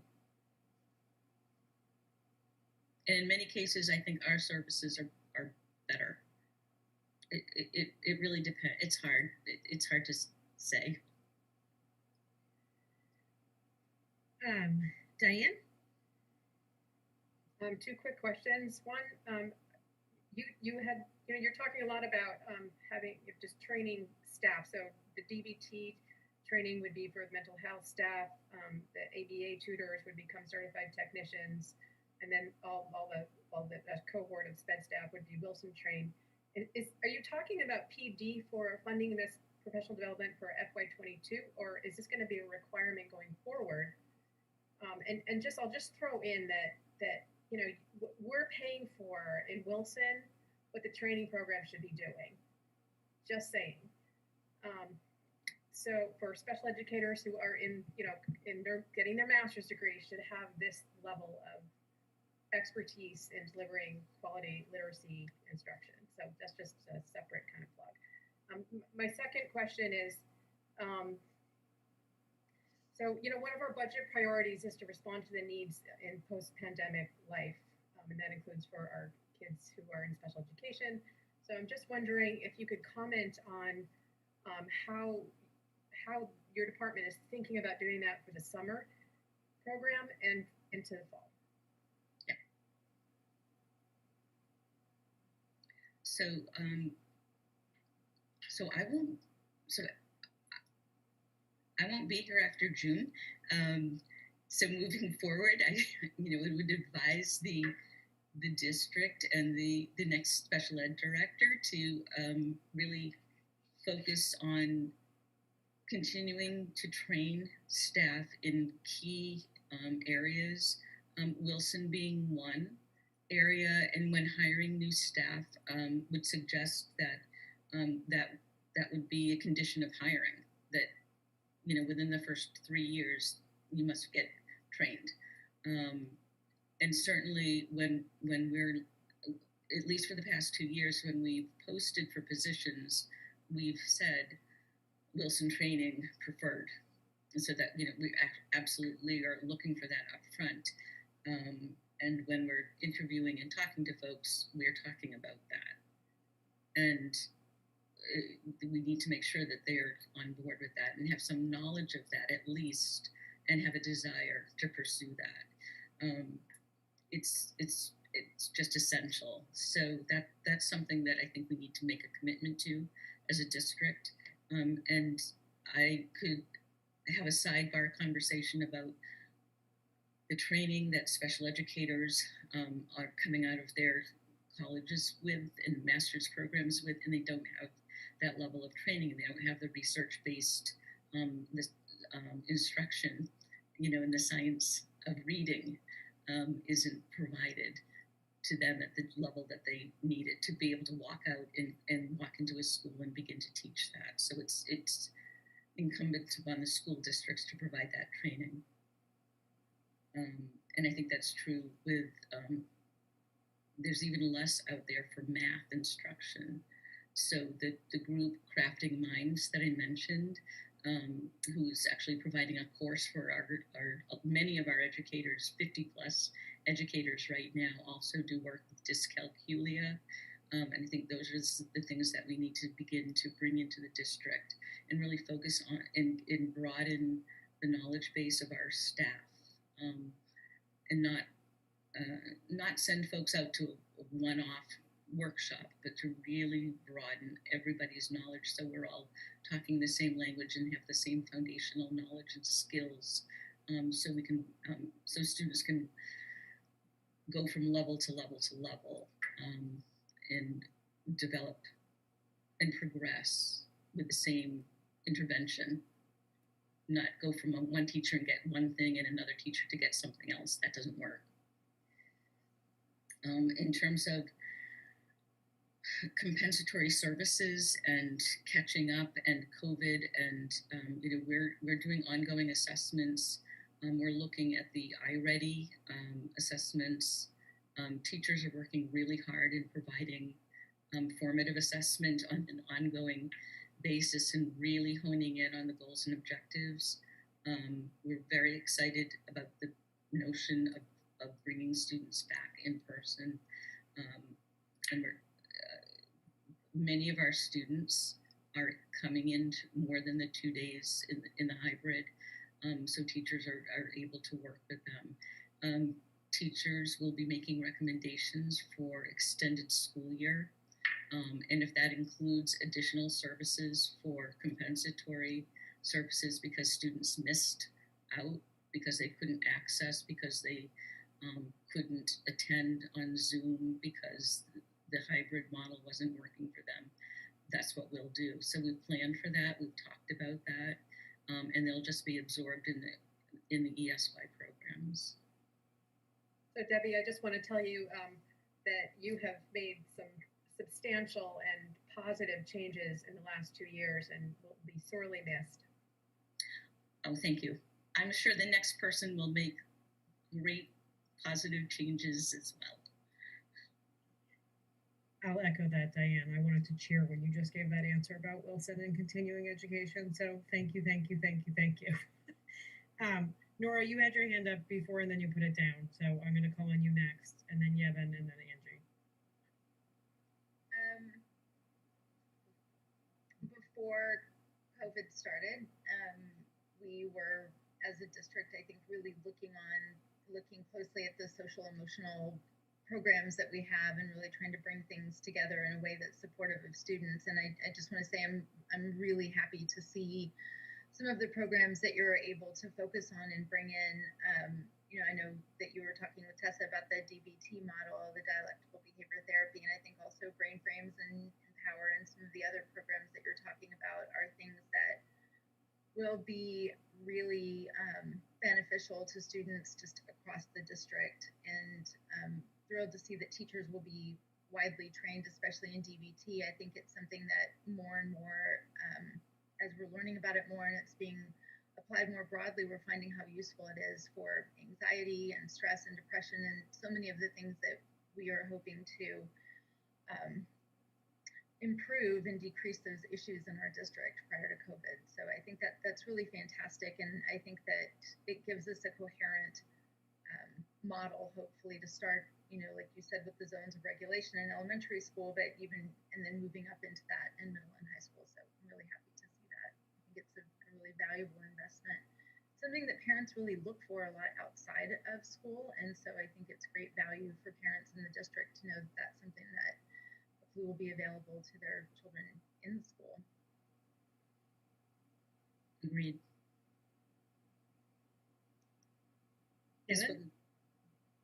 If I could just respond to that too, I think, my vision would be that as we get our our psychologists and counselors trained, that we would then be able to provide workshops for families and do more outreach and share more information with our parents and the community in general, and really work to support all of our parents and all of our students. Great timing.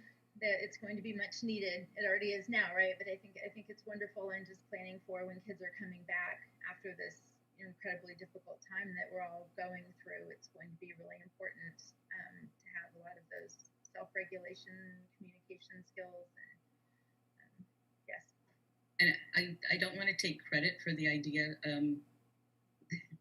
The school psych chairs, Susan Root and Heather Stout, have been talking about this with me since I arrived, and it's just becoming a reality now. So we're really excited about it, though.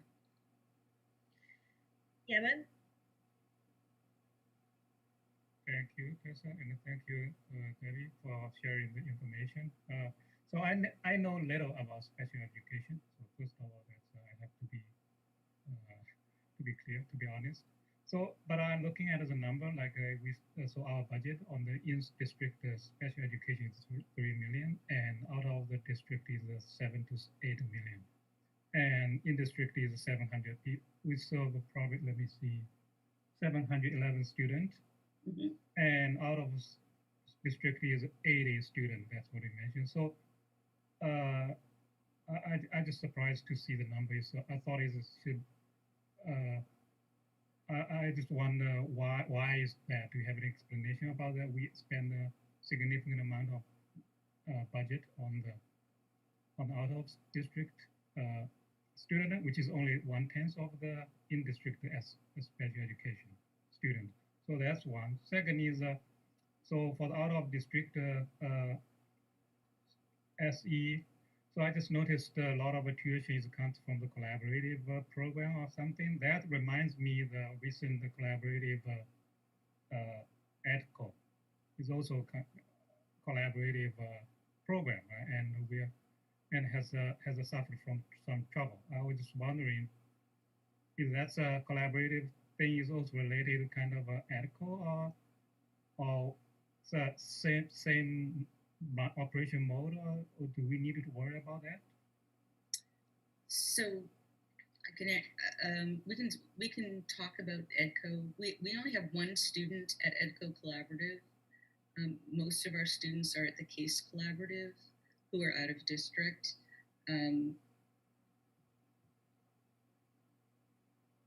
So EDCO hasn't provided the number of educational programs that we would typically ascribe to. But there are many other programs through collaboratives, and collaboratives often provide less, what we term in special education as less restrictive environments. We want students to be in public schools, and most collaboratives have classrooms in public schools, which is where we want our students to be.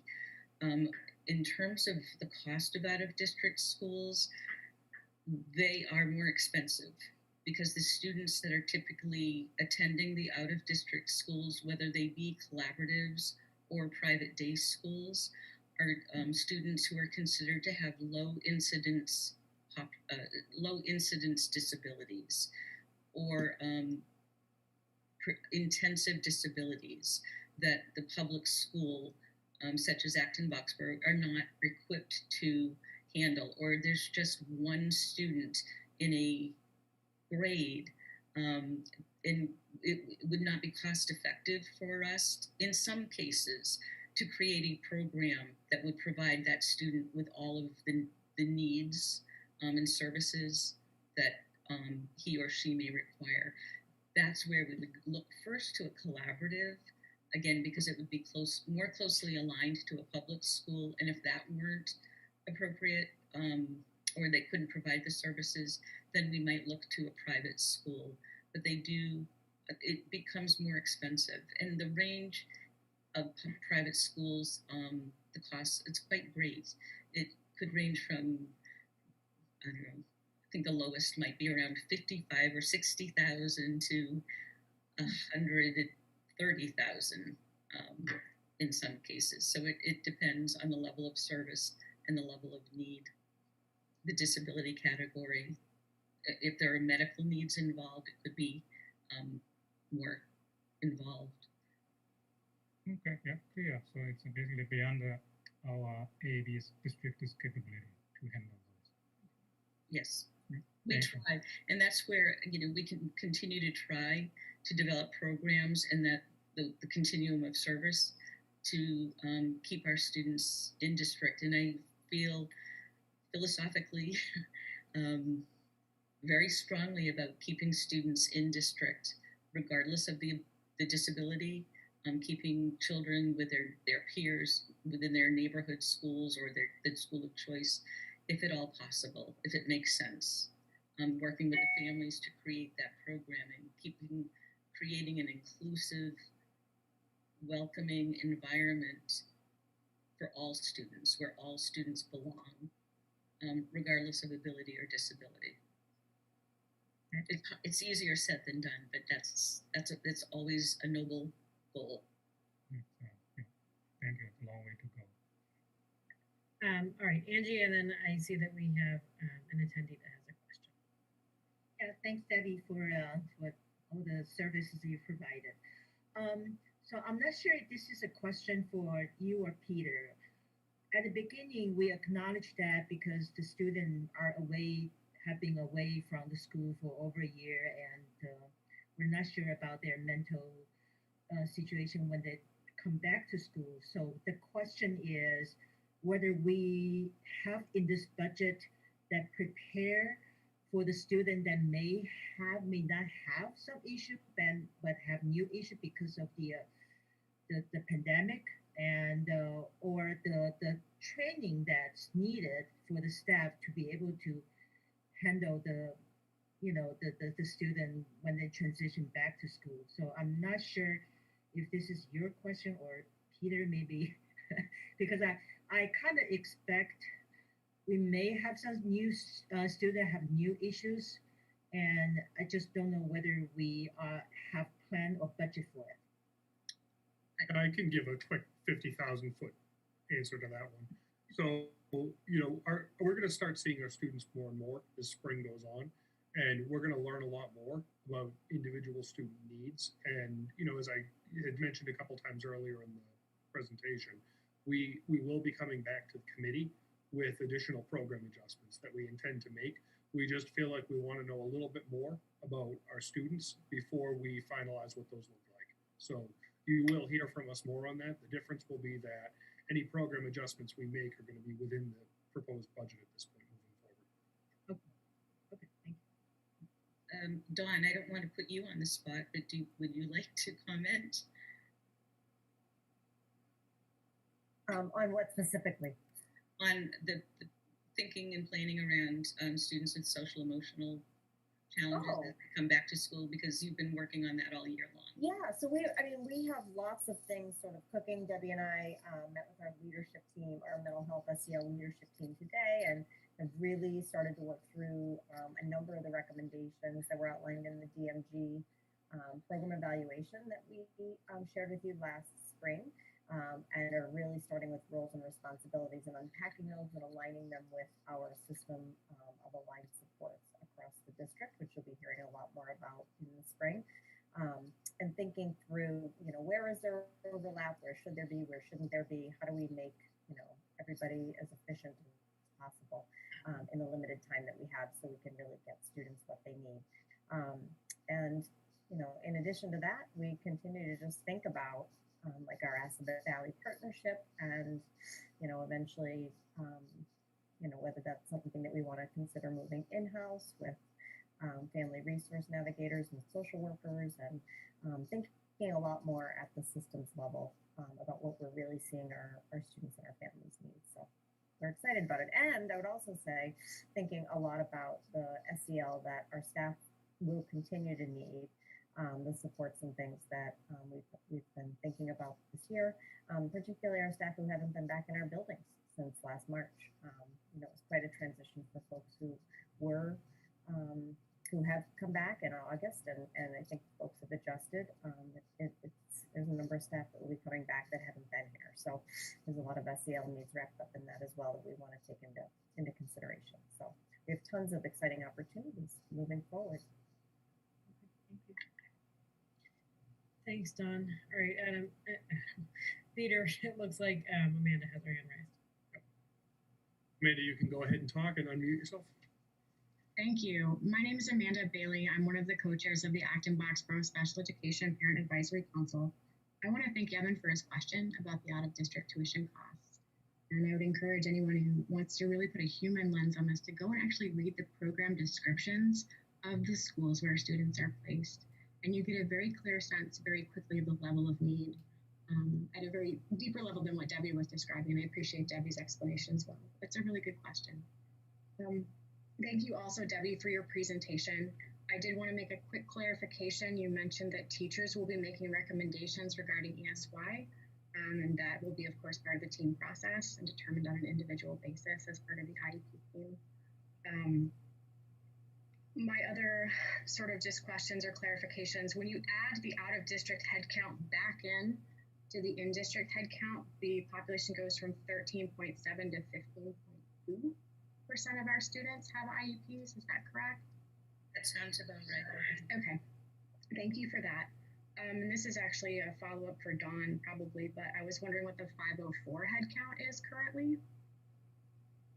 I'd have to look it up, but I can share that with you momentarily. Thank it's you higher than it's been. Oh, actually, that's all posted on the DESE website now, I think. I'd love to have it and to be able to share that with the committee if you have it. Yeah, I'm pretty sure. I'll send you the link. One other thing that's not in the budget binder with the special education staff list, I did want to clarify that there are 4 fully certified BCBAs working in the district right now as part of the staff list of all the psychologists and OTs and things like that. And we also have 2 duly certified BCBAs working, one in the early childhood program and one in pathways. Is that correct? Yes. Okay. I think that's all I have. Thank you so very much again for everything that you've done this year and last year. It's been phenomenal, and we really appreciate your ongoing service. Thank you, Amanda.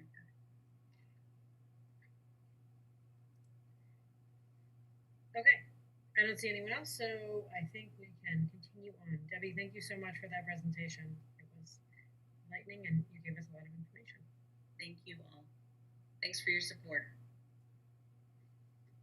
Thank you, Debbie.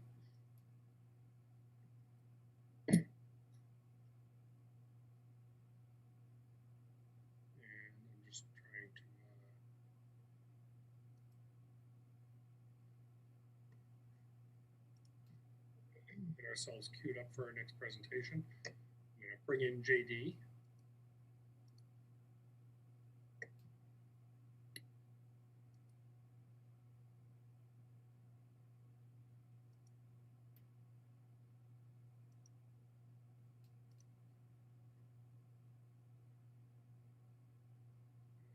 And JD, you probably need to start your video and unmute yourself. There you go. There we go. I was going to say it will go smoother if we can see you. Like, well, that's what I look like sitting here. It's funny, you sit in the audience, you don't see, what your hairs are doing. Thank you, Peter. Thank you, Tessa. Nice to see you all, school committee members. It's great to be here with you this evening. I don't have a huge presentation for you this evening. I just want to, I think it's most important that I'm available to answer any questions. One of the beauties of, you can go ahead and advance one if you like, thank you. A simple little agenda for tonight is just to offer some project updates, share some information about Charter Road, as that's kind of the big, very public-facing project that we've been working on the last year or so. And David's going to talk a little bit more about the funding plan, which I think he really covered pretty thoroughly in his first presentation. And then we're available for any questions. I did want to just start out by thanking the members of the Capital Subcommittee. Adam did a great job in kicking that committee off about 1.5 years, 2 years ago. Now, presently we're joined with John as our chair.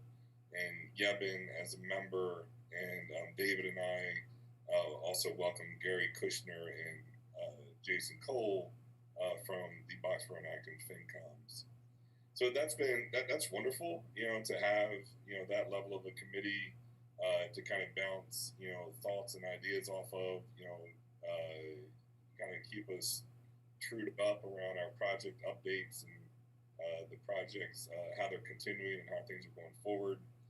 To date, we've completed about $7.5 million in capital projects. That's in, a little bit under 2 calendar years. We have about $1.2 million worth of projects currently in progress, and another $775,000 that'll launch relatively soon. So we're certainly very busy working on it. Our capital project manager has been very busy and is doing a great job. And I'd like to think that things have been going well. It certainly was nice having the $7.5 million of the bonds come to us so quickly and being made available so quickly, and we were able to do quite a bit relatively rapidly. Just for committee members and members of the public, the capital webpage on the district webpage is up to date. It's interactive. You can follow along with all of our projects information. You can go by fiscal year, go by building, however you'd like to look at it. You can see projects that are out into the future, going into 2030, and you certainly can see what we've completed, what we were estimating project costs to be, and what it actually came in at. So that's working out nicely. So rather than kind of go through project by project, it's probably easier for folks to kind of peruse that at their leisure if they're super interested. Charter Road is certainly the big thing. Maybe one, I often get the question, how did COVID affect what we're doing for capital projects? Have you been able to accelerate things? And the truth is the greatest kind of, I feel almost foolish saying this, but the greatest positive impact that we've had has been the reduced population on campus over this fall related to the work we had to do on Charter Road. There were some things that we came across. We talked about this in our presentation that I gave to the school committee in the fall around capital. But the water main, being under the road when the as-built had it not there, added some time to the project, and it probably would have been relatively challenging if it wasn't already to welcome several thousand people a day to the campus as opposed to just 1,000. So some of the benefits of this work I just wanted to call out that sometimes might get overlooked. The water main that services that campus has all been replaced. That's a 50-year life project. That's a wonderful thing. It's a $350,000 item, so it certainly isn't cheap. So it's great to have that done. The campus electricity kind of utility infrastructure has been fully replaced as well, or at least from the front circle of the high school all the way up to Charter Road and going up towards the Blanchard Gym of the junior high school. New utility poles. If some of you might remember, talking about the importance of replacing those poles. There was a few years ago, I think it was during a field hockey game, one of those light poles that actually just had a security light on it near the gate to Leary Field just fell over one day. It was rotted underground, and at that point in time, we actually did an assessment of every pole, coring each one to get a lifespan on it. And so replacing these poles that some of them had been there since the 50s, replacing them is a wonderful thing for us, and certainly adds another probably 40 to 50 year lifespan on that infrastructure item. Another thing, we're certainly ready for rain again. There's there was certainly a lack of stormwater drainage underground on Charter Road and under the junior high school parking lots. We are so ready for any storm, and I kind of chuckle because if we ever see a storm in my lifetime or my children's lifetime that floods this stormwater system, I would just be completely shocked. We're ready. How about that? The other wonderful thing is we're totally prepared for seamless transition into the future development on Mass Ave, the Kelly's Corner project. They're ready to basically join where our project stopped at the junior high tennis courts. That's going to make the transition to Kelly's, to the work they're doing on Route 111, which will start next summer, a lot easier for our district in terms of the inconvenience that we'll see for our public and our students. The next steps that we have coming up is we still have to do one final paving coat, basically all the finishing touches, line painting, striping, and then we have to implement our wayfinding plan and do some landscaping. And Peter, the next two slides are just some photographs. You can go through them as slow or as quickly as you want. Just as a reminder, you notice the old yellow poles, those are the old utility poles. Those are now all gone. I started to take some updated photographs the other day when I was putting this presentation together, but it just looked so sad and snowy and cold in comparison to these. So, I thought we would go with these and just, talk about the fact that the old poles are gone. And hopefully you all have noticed that. It's, to me, it's just, I don't know, it's so nice to see that space opened up. It's really nice to see. I really enjoyed in the fall when the sidewalks were done, seeing students walking and using our campus. And I can't wait for all of our kids to get back and, kind of return to normalcy, and watching, 20 cross-country joggers head down that 10-foot wide sidewalk and not in the middle of the road will be, a pleasant sight. At 6 feet of distance, of course. Absolutely. Well, we have the space for it now. These next two slides are David's.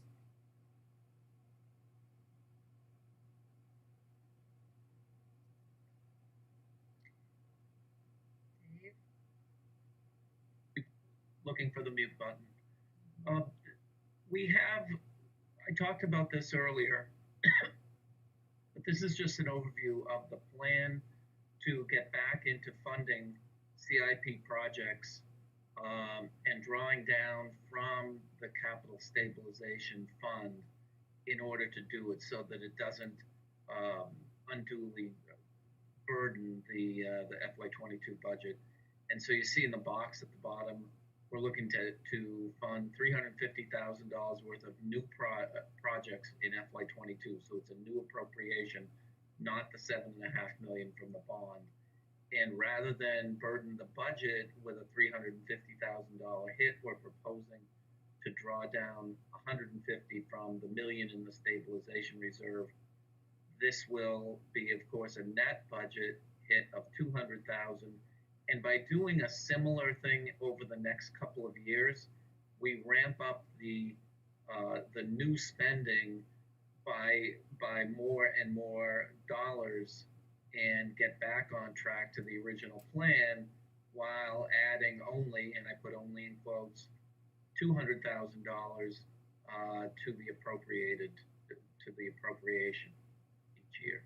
And then when the existing debt drops off, we'll have the wherewithal to refund what I'm projecting would be $350,000 of drawdowns back to stabilization.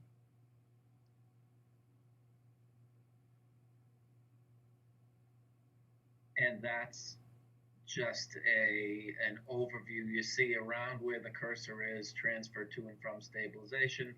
There are the 3 drawdowns. There's the replenishment.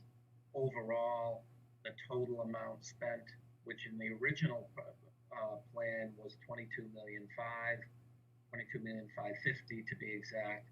In the revision, I rounded a number a bit differently, I think, but it comes out to about the exact same amount. of capital expenditure.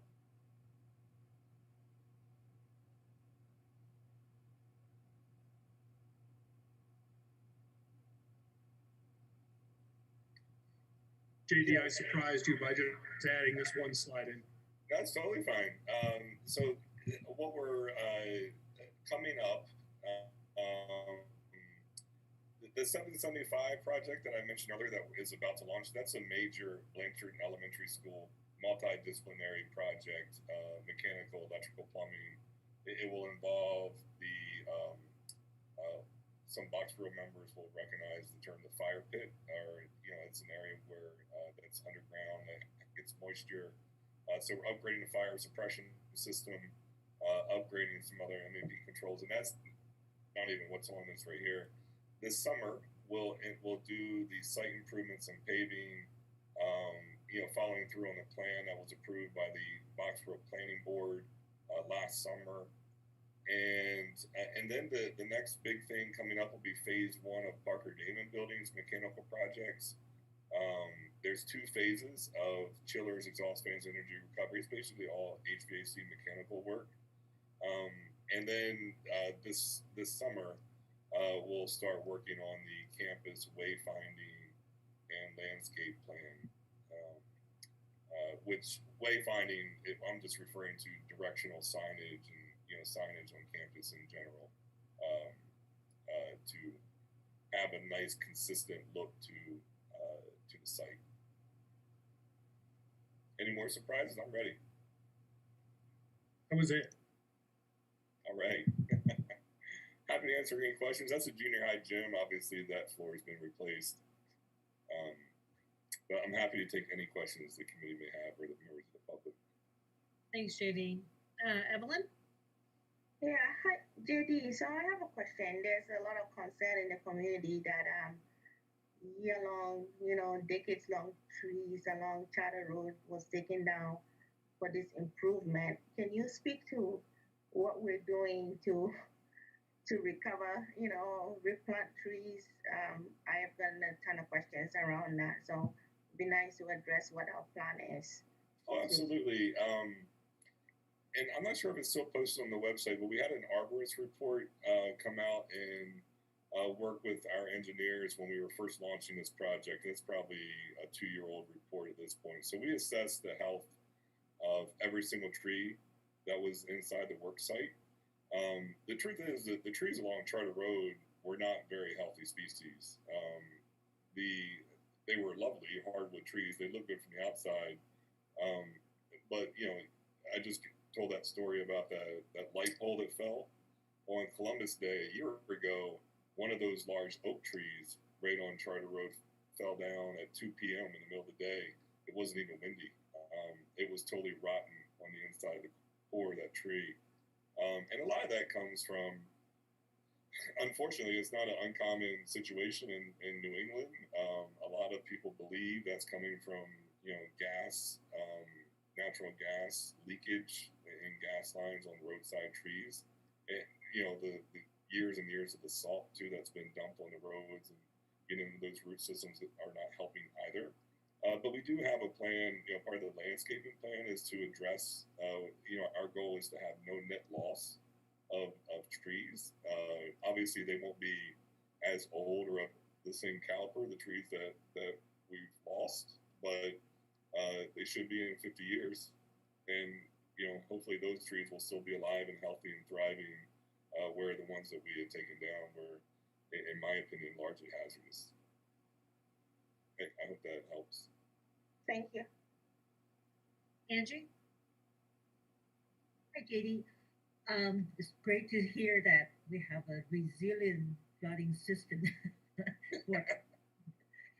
Wondering if we have the same resistance for any electricity out. Yeah, I mean, it certainly is helpful upgrading the system. I can use a simple example. Just what was that, 8 weeks ago when we had to have an early dismissal because we had an outage down by the high school. That was a porcelain cutout that cracked, and that's why that power outage was caused. they don't even make those porcelain high voltage conducers any longer. So, moving away from that kind of antiquated level infrastructure, we certainly can't guarantee there won't be power outages, but we certainly have positioned ourselves to make us more resilient to them, and that's really about all we can do. We did raise the height of our poles. They're now 80 foot high instead of 60 feet high. That certainly helps with any kind of tree damage. Hopefully will help with the squirrels as well, because that's not uncommon to have the squirrels cause a power outage, in all honesty. But we did add some resiliency to the system, and we have basically gotten with more current technology, if you will, on the infrastructure itself, on the top of the poles, the risers. Kevin? Thank you, Tessa. JD, just for confirmation, so I saw in your last slides, you showed for the you listed the 3 major projects in FY22, right?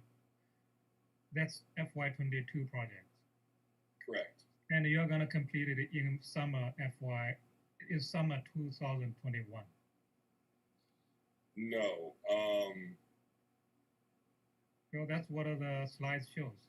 So the only one of those 3, I don't think we'll complete the wayfinding and landscaping by the end of this summer. I would imagine that'll probably happen more towards the spring and end of late summer, mainly because I'd like to have some kind of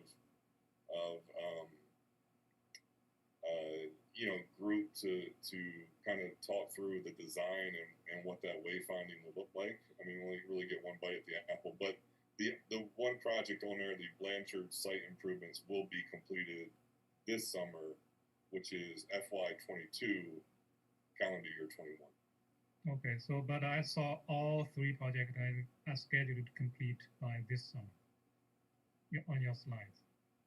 No, and that's the one Peter surprised me with. Okay. I think the website wasn't quite updated with the actual dates yet, Evan. Okay. Yeah. Diane? Yeah, so I have a question, JD, about how the capital planning subcommittee is thinking about the buckets that we use for funding projects. So we have the $7.5 million bond. We have the capital stabilization fund, and then we have the allocation for capital projects within our budget. And so what I'm reading and hearing is that this was kind of zeroed out. So we made our payment of $900,000 for the bond, but then look, we zeroed it out, then we drew down from stabilization. I'm wondering, well, why don't we just take it from the bond money? So can you offer any guidance around parameters for using the 7.5 versus, I mean, I know the stabilization is what that is meant for, and that's long-term kind of, the roof is going to have to be replaced in many years, or just emergencies, rainy day kind of things that come up. But can you kind of offer me some guidance around how y'all think about how to use the bonding money versus the money that we've allocated in the budget for the CIP initiatives? Absolutely, and I'm going to ask David for some help too. But originally when Dave went out for this bond, we worked together to identify several projects, and I'm looking at Dave's head. The really lifespan and scope and size of the projects, I think, determines if they were funded through the borrowed bond money versus the operating budget money. Is that fair to say, Dave?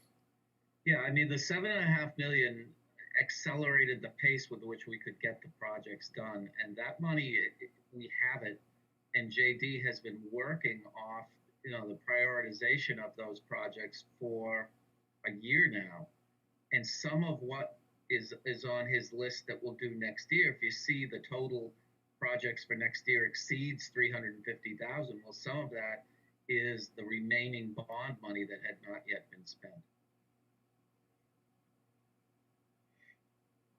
Thank you. Sorry, I keep yawning. All right. I think that is all of the questions. Amy, stop laughing at me. Both of you, both Amy's. Okay, so look, thank you, Jane. I appreciate updates. We have one item left. So Amy has waited all night to present the technology part of the presentation. So thank you for being patient, Amy. Thank you, guys. Thank you. It's been good to see all of you guys tonight, and thank you so much for giving me the opportunity to present the Department of Educational Technology's FY22 proposed budget. As you know, EdTech strives to meet the technology needs of all members of the AV learning community. That's in support of both teaching and learning and in general operations and business. So tonight I am asking for the school committee to approve the FY22 proposed budget of $1.4 million so that we can continue to provide the services and support to all of our teachers, staff, administration, and students. The total proposed budget as seen here combines the three categories of services listed along with our current staffing model. This proposal, as you can see on the slide, also assumes that through continued federal relief funding, we can offset $100,000 in costs. So you'll see the total of the three operational services was $652, but we're subtracting the $100,000 to make that $552. And then of course we're adding the just our current staffing model, and that combines to $1.4 million. Next slide, please. So let's first take a look at operational services. This year's operational services budget focuses on system maintenance, renewals, and licensing. That's for all of our existing services, such as PowerSchool, Aruba Wireless, School Messenger, which is our website, Bright Arrow, and more that you see listed. But also there's other services that we just couldn't put onto the slide. But this also includes new services that we really need to have in place for next school year. Actually, yes, stay on that slide, because first and foremost is the need to upgrade our current internet service to a 2 gig dedicated internet line.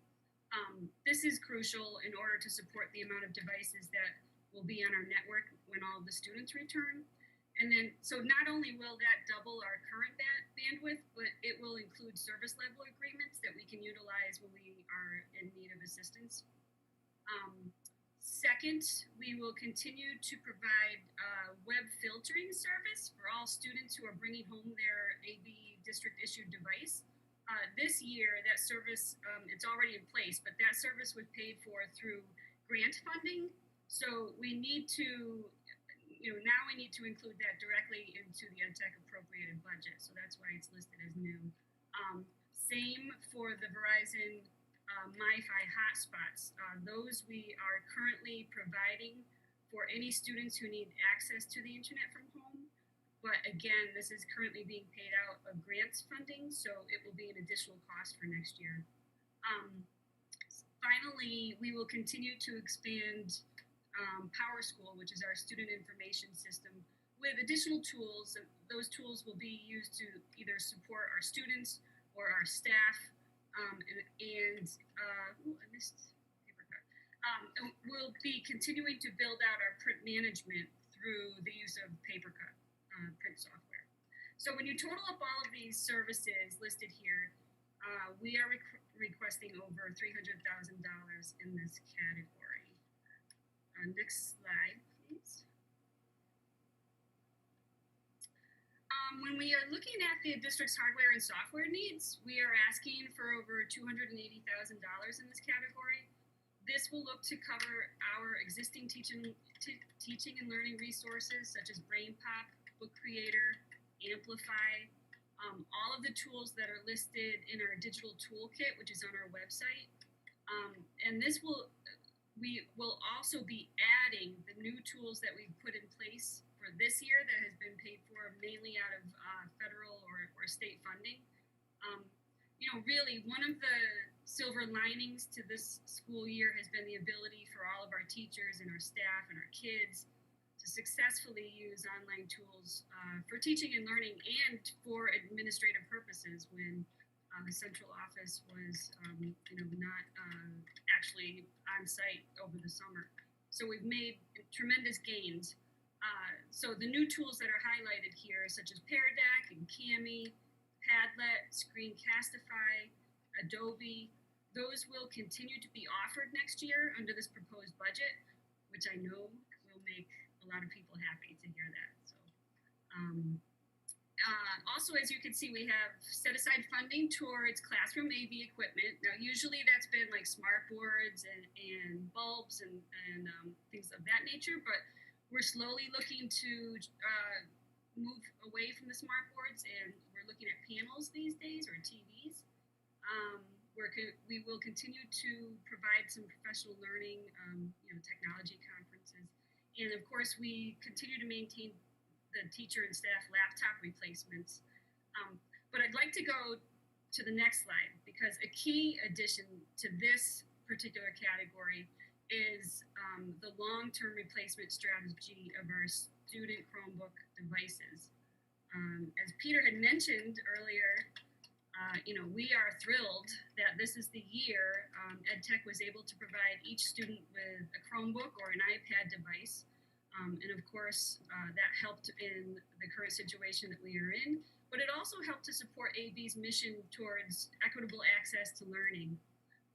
As you know, we've been fortunate enough to purchase many Chromebooks over the years, but it's really this year in particular, through the use of federal and state grants, that we were able to purchase a device for every high school student.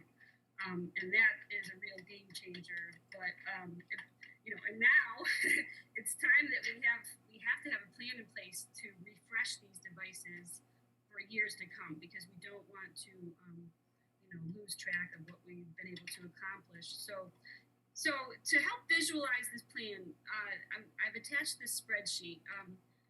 This spreadsheet shows the lifespan of a device, of a Chromebook device, over the course of the next 10 years, mainly Chromebooks. When you look at the pre-K, K, and the 1, those guys are using iPads. And you can see those iPads are staying put in those younger grades.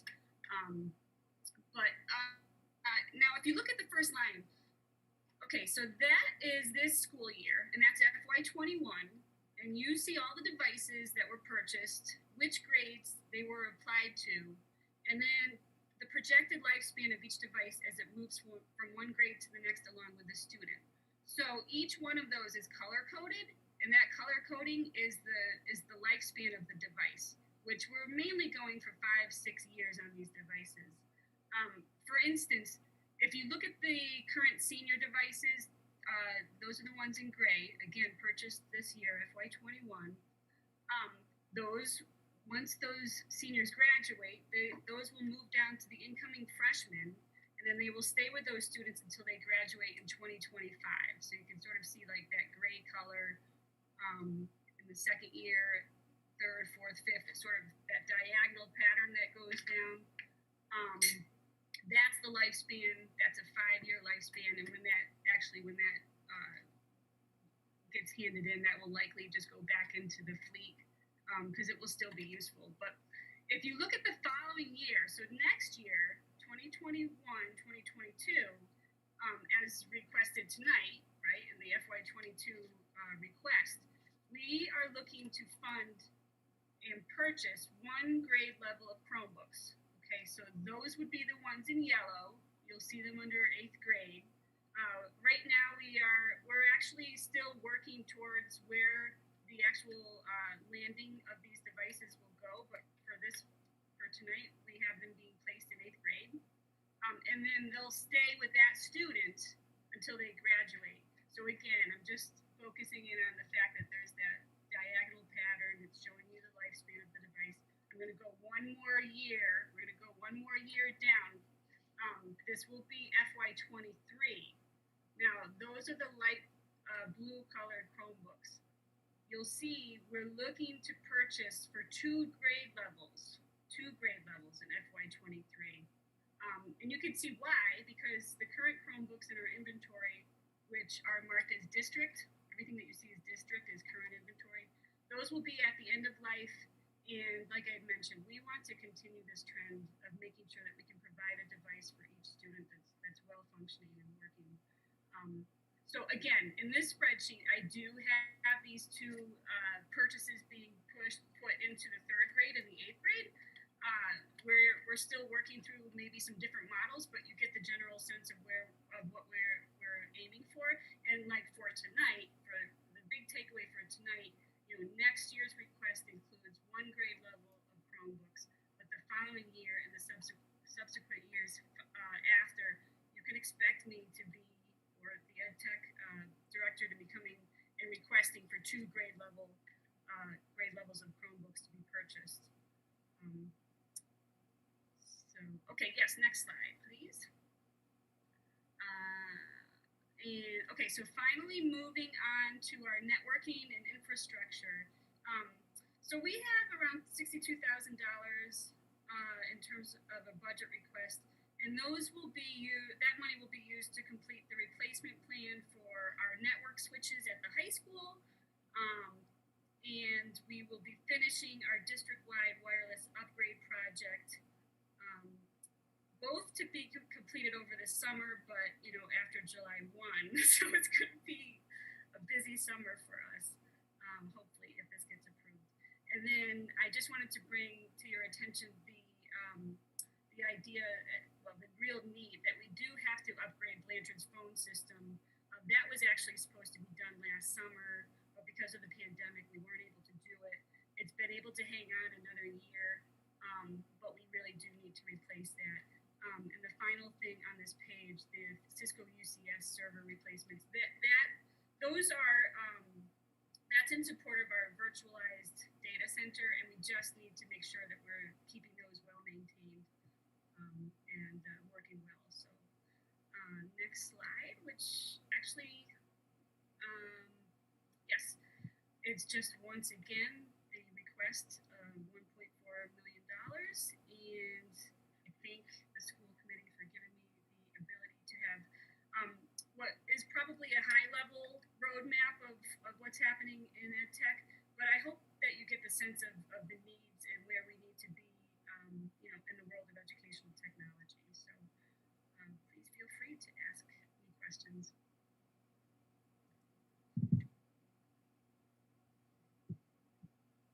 John? Thank you. That was great.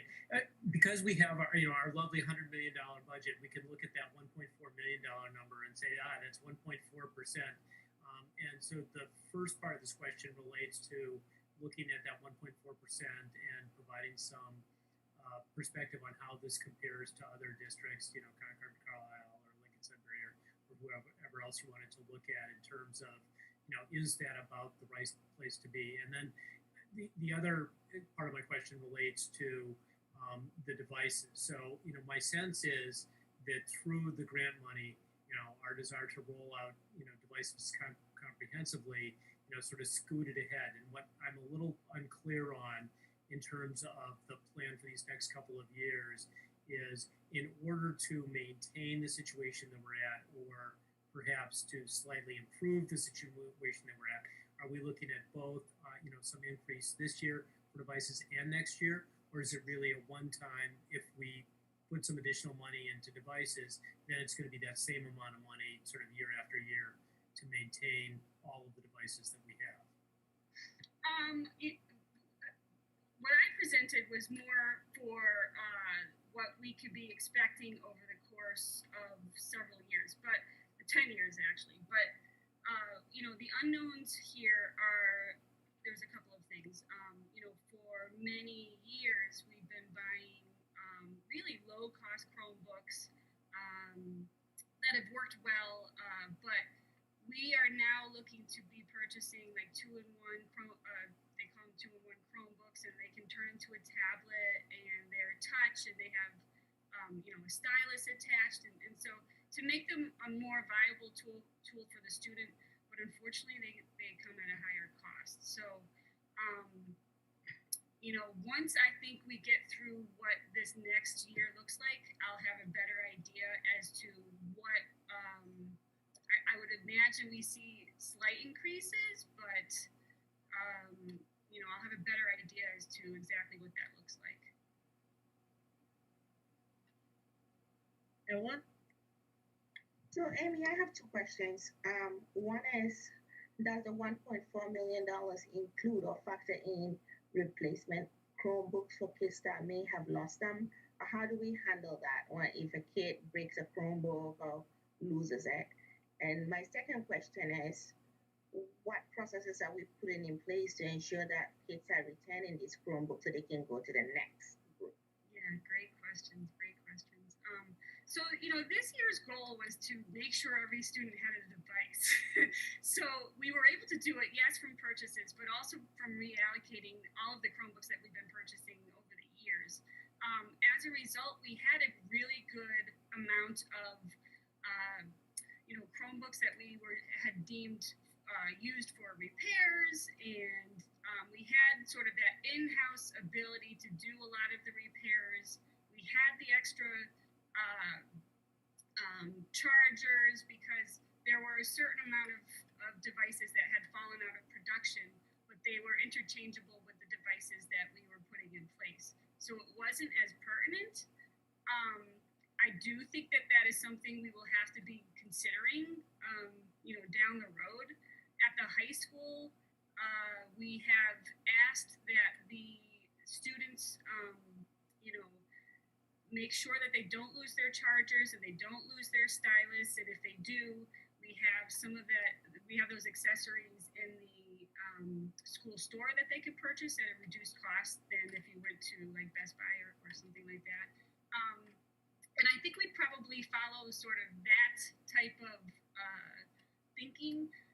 But I think, those are certainly the types of things that we do want to move forward as we make this a more formal process, and different than what it was this year, which was let's do everything in our power, just to get these devices in the kids' hands. We didn't really have the time to set a lot of parameters, but now we can be more thoughtful about that. That's a great question. Thank you. Kira? Thank you. I have a couple, but I will keep them brief. I love the idea of keeping the computers and having them follow the students. I'm worried. I wonder about how well these Chromebooks hold up. Thinking about just like the longevity of these lithium-ion batteries, and they lose their energy over time. Is there infrastructure in place for that, just general maintenance, as we're purchasing these little machines and they get banged around in the backpacks and they get all these things? So when they, it might get from year 1 to year 2, but it might not make it to year 3. Yeah, that really has been, when we have these discussions district-wide, that certainly comes to play, especially like in the spreadsheet that I prepared for you tonight is showing that the Chromebook is lasting 5 years, and one of the things that people have noticed is like is it fair for the graduating senior to be working off of a 5-year-old device? So that's where we are looking at different models, and I actually do think we'll be moving into something that's more like a 4-year plan for like a 5th through 12th grader. And then sort of keep that 2nd, 3rd, and 4th with the ability for those kids to take the Chromebooks home when needed, but probably just keep them at the school. Because the other thing here is, like, we're all well aware that, if we can have the kids, the more often they're closing the lid, the better off they will all be, especially after this year. So we're really also focusing on the fact that, we want to make sure these kids are prepared to have that device being assigned to them, and the responsibility that goes along with keeping them, well conditioned, and also just the right time for when they know when to use the right tool, and like making sure that it's in an appropriate manner and things of that nature. So I think we'll probably pivot towards a different type of model, but my big takeaway for you tonight was the idea of the expected budget requests that will be coming. And so it also ties in with the department summary and the backup documentation I put into the packet. So I didn't want to get too in the weeds in terms of changing what I had given the school committee, that you've been reading about, but we're likely going to just pivot that a little bit, but it won't change anything in terms of like the financial piece. Tessa, may I ask one more question, please? Sure, go ahead. Thank you. You said that we're transitioning away from smart boards, which just caught my attention because I remember when they were the crazy hotness back when I was teaching, which wasn't that long ago. So could you talk just a touch about that and what we're transitioning to, and those smart boards were not cheap, I'm assuming, when we got them. So what happens to all that stuff when it disappears? Like John, I think you probably remember me doing my big smart board presentation about 10 years ago. My goodness, yes, those were big. So yes, and honestly, it's with the new school building. We're really starting to think about what is the technology that we want to put in place that's more, future-proof, if you will. And, at this point, it's really, is it the projector? Is it this, a projector and a smart board, or is it a panel, TV, for lack of a better word? But, the reason why I'm leaning towards panels would be the fact that these interactive panels are actually like computers unto themselves. And so, and I'm, right now, I get requests from teachers who are asking for more than just their laptop, and and I can see why. I mean, they need more. They want to be able to be projecting from their laptop, but also working with another student, on another side of the room. And so, I love the idea of these panels being, really like Android operating system devices, and then that could act as a device in the classroom. And that will hopefully mean I won't need to be buying any more laptops for the teachers, even though I love doing that.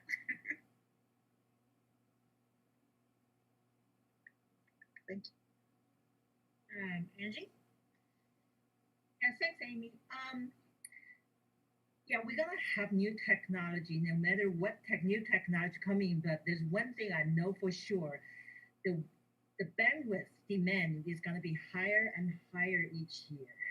So I'm asking for the network and infrastructure upgrade that when we talk about this, is that we're gonna kind of, you cannot future proof, but at least we can future upgradable? Do we have that kind of in mind? That's my first question. And the second question is, as you know, the cyber attack capability is going to be higher and higher. And what is our kind of budget or plan in terms of infrastructure? Yes. So I'm only pausing because the staff members here today, my friends here today, I'm looking because you guys were very stone-faced in terms of the Angie's question about bandwidth, but we are already seeing, I think, some pressure points, and that's not with all of the kids in. It's probably more from Zoom, a lot of different Zooms, and then, of course, the notion now that we have to do more instructional time, and a lot of that is happening through Zoom. So we're already seeing that pain. So, yes, and right now, we're on a Verizon Fios business line, a 1 gig line. So by approving my budget and allowing us to get the dedicated 2 gig internet line through Comcast, not only is that going to double our bandwidth, but then we can also call up Comcast because we'll have service level agreements in place, and we'll be able to, if we need to adjust and add more, we can do it because we'll have that infrastructure in place to do that. We have replaced all of our Cisco network switches except for a few more at the high school. So that's that final slide talking about the switch replacement, that's at the high school. So now all of our switches will be at the oldest, they'll be 3 years old. So that is huge. And then, you know, our wireless upgrade is putting our controllers up into the cloud. And really, the main reason we're doing this is we were at end of life. Right now, we will not be able to add any more access points because we're at end of life and we've maxed out on licensing. And I mean, you know, like you said, technology just keeps moving ahead. So we'll be moving into the cloud-based world, but also have the ability to add more access points where needed. So yes, everything that we're talking about in this budget will help us in the future. Okay. How about security? Oh, yes. Yes, cybersecurity. So this year, we received a grant from DESI to do cybersecurity training, and we did that. And so that's been good. So we've had some end user training. And then actually, what we're rolling out right now is our new next-gen antivirus solution, which ties in with our Sonic Wall firewall. So we're using the Sonic Wall's capture client, and I don't, you know, if you don't know anything about like the next-gen antivirus, it's pretty cool because it actually plays like with it's like a global way of protection, because as these companies recognize viruses, you know, day to day there are new viruses, malware that comes into play.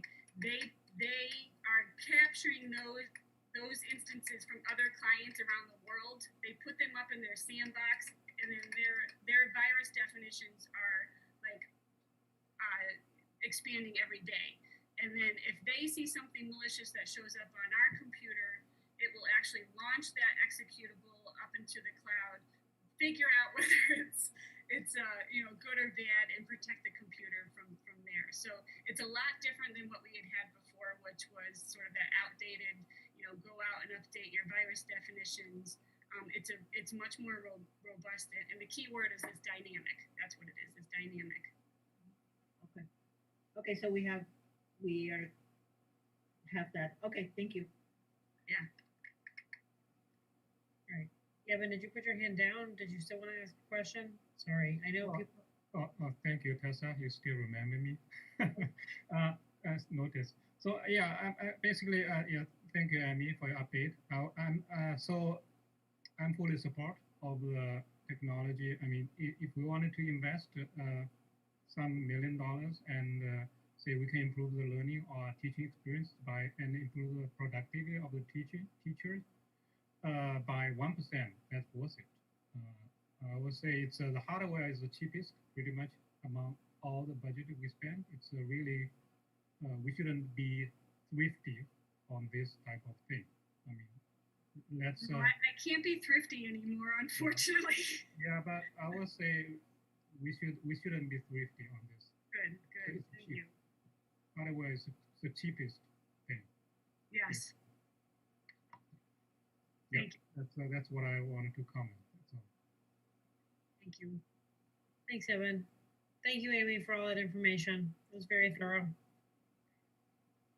I don't think I see any other questions. So that brings us to wrap up questions and next steps. Peter? So I think the biggest, piece, we're welcome to take any other, thoughts, comments, and feedback. It probably would be beneficial, just to mention, I don't think BLF has had an opportunity to meet. And I think they're scheduled to meet in a couple of weeks, Tessa, if I recall our conversation. But ALG met today. The ALG model is down to a couple $100,000 gap, which is really positive from where we had started. So I think that will get resolved over the next week. There was some discussion of different reserves to utilize. The discussion today did not appear to revolve around additional school funds. It was more on the town side. I don't know if anyone who was at ALG wants to give a bit more of an update, either John or Amy. but that was, I think a pretty positive step in the right direction tonight.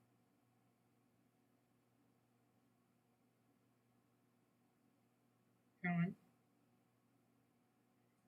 Yeah, I think as Peter said, it's true that when I saw the ALG spreadsheet and said that the gap was down to $200,000, that was a huge move from where we were. And so that's a function, both of the changes that were made in the school budget and now having the town budget, the actual town budget be loaded in. But I wouldn't say that we're quite out of the woods yet in that to get to that $200,000 gap, there's, I think, a real difference of opinion about how reserves should be used.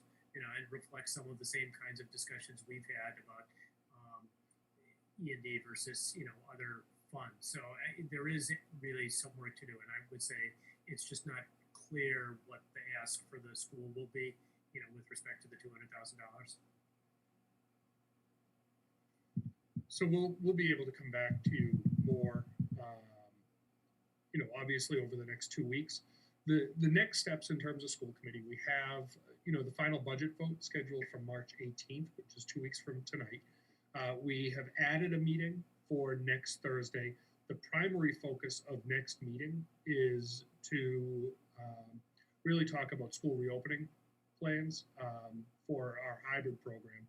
So, that will be by far the bulk of the meeting spent on that topic. However, we are adding a budget agenda item, which is just additional questions and updates. I do not see that there'll be any kind of presentation, just an opportunity to ask follow-up questions from the committee.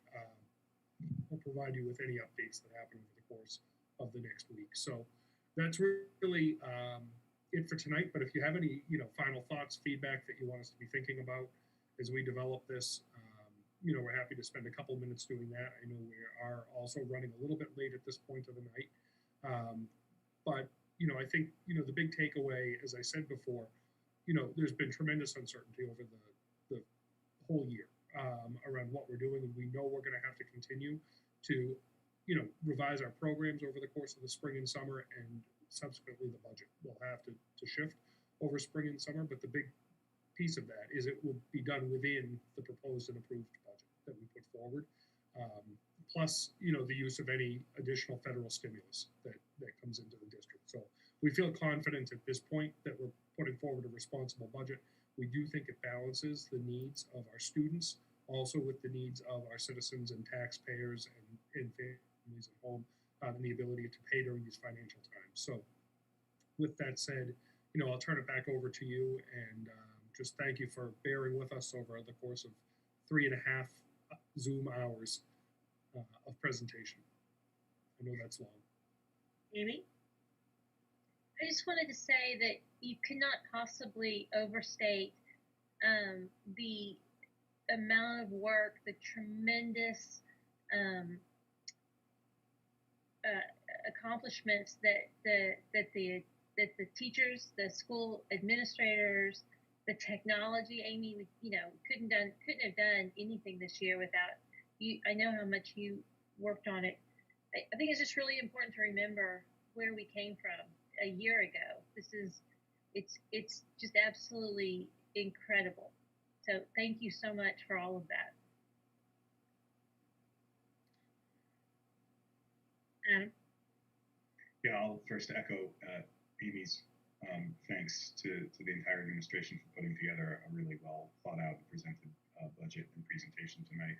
I think, what I want to highlight is the process that we went through to get here. We started with a level service budget, and then through collaboration with the towns in the district, we identified those main budget drivers. So, a lot of people ask, do we look at every line item in the budget? Yes, that's presented to us, and some of us, and hopefully all of us, go through that entire line item budget and look at it. And I'll point out that Diane did so and was able to find some duplicate staffing, which was a great find. But that material is made to us, but there are really only a few main drivers that affect our budget from year to year, and those are the things that I appreciate that the administration first brings to our attention and focuses on how to maintain the same type of services that we provide our students while finding efficiencies elsewhere in the budget. So I think that the process that we went through this year, and it's particularly challenging year was a really productive one. It was efficient. It made use of the time and resources that we had, and I'm happy with what we ended up with. So thank you for everyone who worked on that. Diane? Yeah, so my takeaway from tonight really is that I have a much better understanding of how the budget, the decisions around the budget this year are going to flow to teachers and students after the pandemic. I really didn't have that down. You know, a lot of the structural approaches to retiring debts and things, we've been over that a few times, and I have that kind of solid, but what I really appreciate is the alignment with the budget, with our budget guidelines, which has been, I think, it's tough to do when education has been such a moving target and so difficult to achieve this year with the dual programs running simultaneously and all the COVID rampant. So I just, I want to thank the administration for all the hard work that they've done, and for providing us some of the insights that they have around how education is going to be delivered and how the budgetary decisions line up with that. So I appreciate it. All right, so that brings us to the end of the evening. Thank you to everyone that had prepared all those presentations and really went through what is an incredibly enormous budget and distilled it down into something understandable so that we can all see the drivers and the things that affect it. Adam, do you have the warrants? I do. I'm going to make the motion for the warrants. I'll point out that one of the warrants is very high. And if you went through the backup material, you'll notice that there was a great deal of debt service paid off in that warrant. So when you hear about a $5.9 million warrant, it's because of that. And with that, I move that the school committee vote to approve payroll warrant as follows. Number P2117, dated 2/11/2021, in the amount of $2,679,942.45. Number P2118, dated 2/25/2021, in the amount of $2,562,703.94. Payroll deduction warrant as follows. Number 21-017PR, dated 2/11/2021, in the amount of $526,022.60. Number 21-018PR, dated 2/25/2021, in the amount of $1,066,238.86. Vendor warrants as followed. Number 21-016, dated 2/4/2021, in the amount of $1,022,882.04. Number 21-017, dated 2/18/2021, in the amount of $5,975,138.93. And student activity reimbursement warrant as follows. Number 21-016SH, dated 2/4/2021, in the amount of $17,098.92. The clock is 2 minutes fast. Second. No. Roll call vote. Diane? Yes. Adam? Yes. John? Yes. Kira? Yes. Laura? Yes. Angie? Yes. Yevon? Yes. Evelyn? Yes. Amy? Yes, with gratitude to Adam. That was great. Jenny? Yes. And myself, yes. Thank you, Adam. I appreciate it. And now we are at the place I entertain a motion. Move to adjourn. Second. Good job, Kira. Sneaking it in there. All right, Diane? Yes. Me? Yes. Adam? Yes. John? Yes. Kira? Yes. Nora? Yes. Angie? Yes. Evan? Yes. Evelyn? Yes. Amy? Yes. Jenny? Yes. And I think I already said myself, but me, yes, again. So thank you, everyone. We will be meeting next Thursday in person if you are able to meet in person. The community will still be attending via Zoom, so we will still have a Zoom link. And Thank you everyone for what will soon be 3 meetings in a row. So 1 and 3 down. Thank you. Thank you, Good everyone. night. Have a great night. Thank you. Good night. Ugh.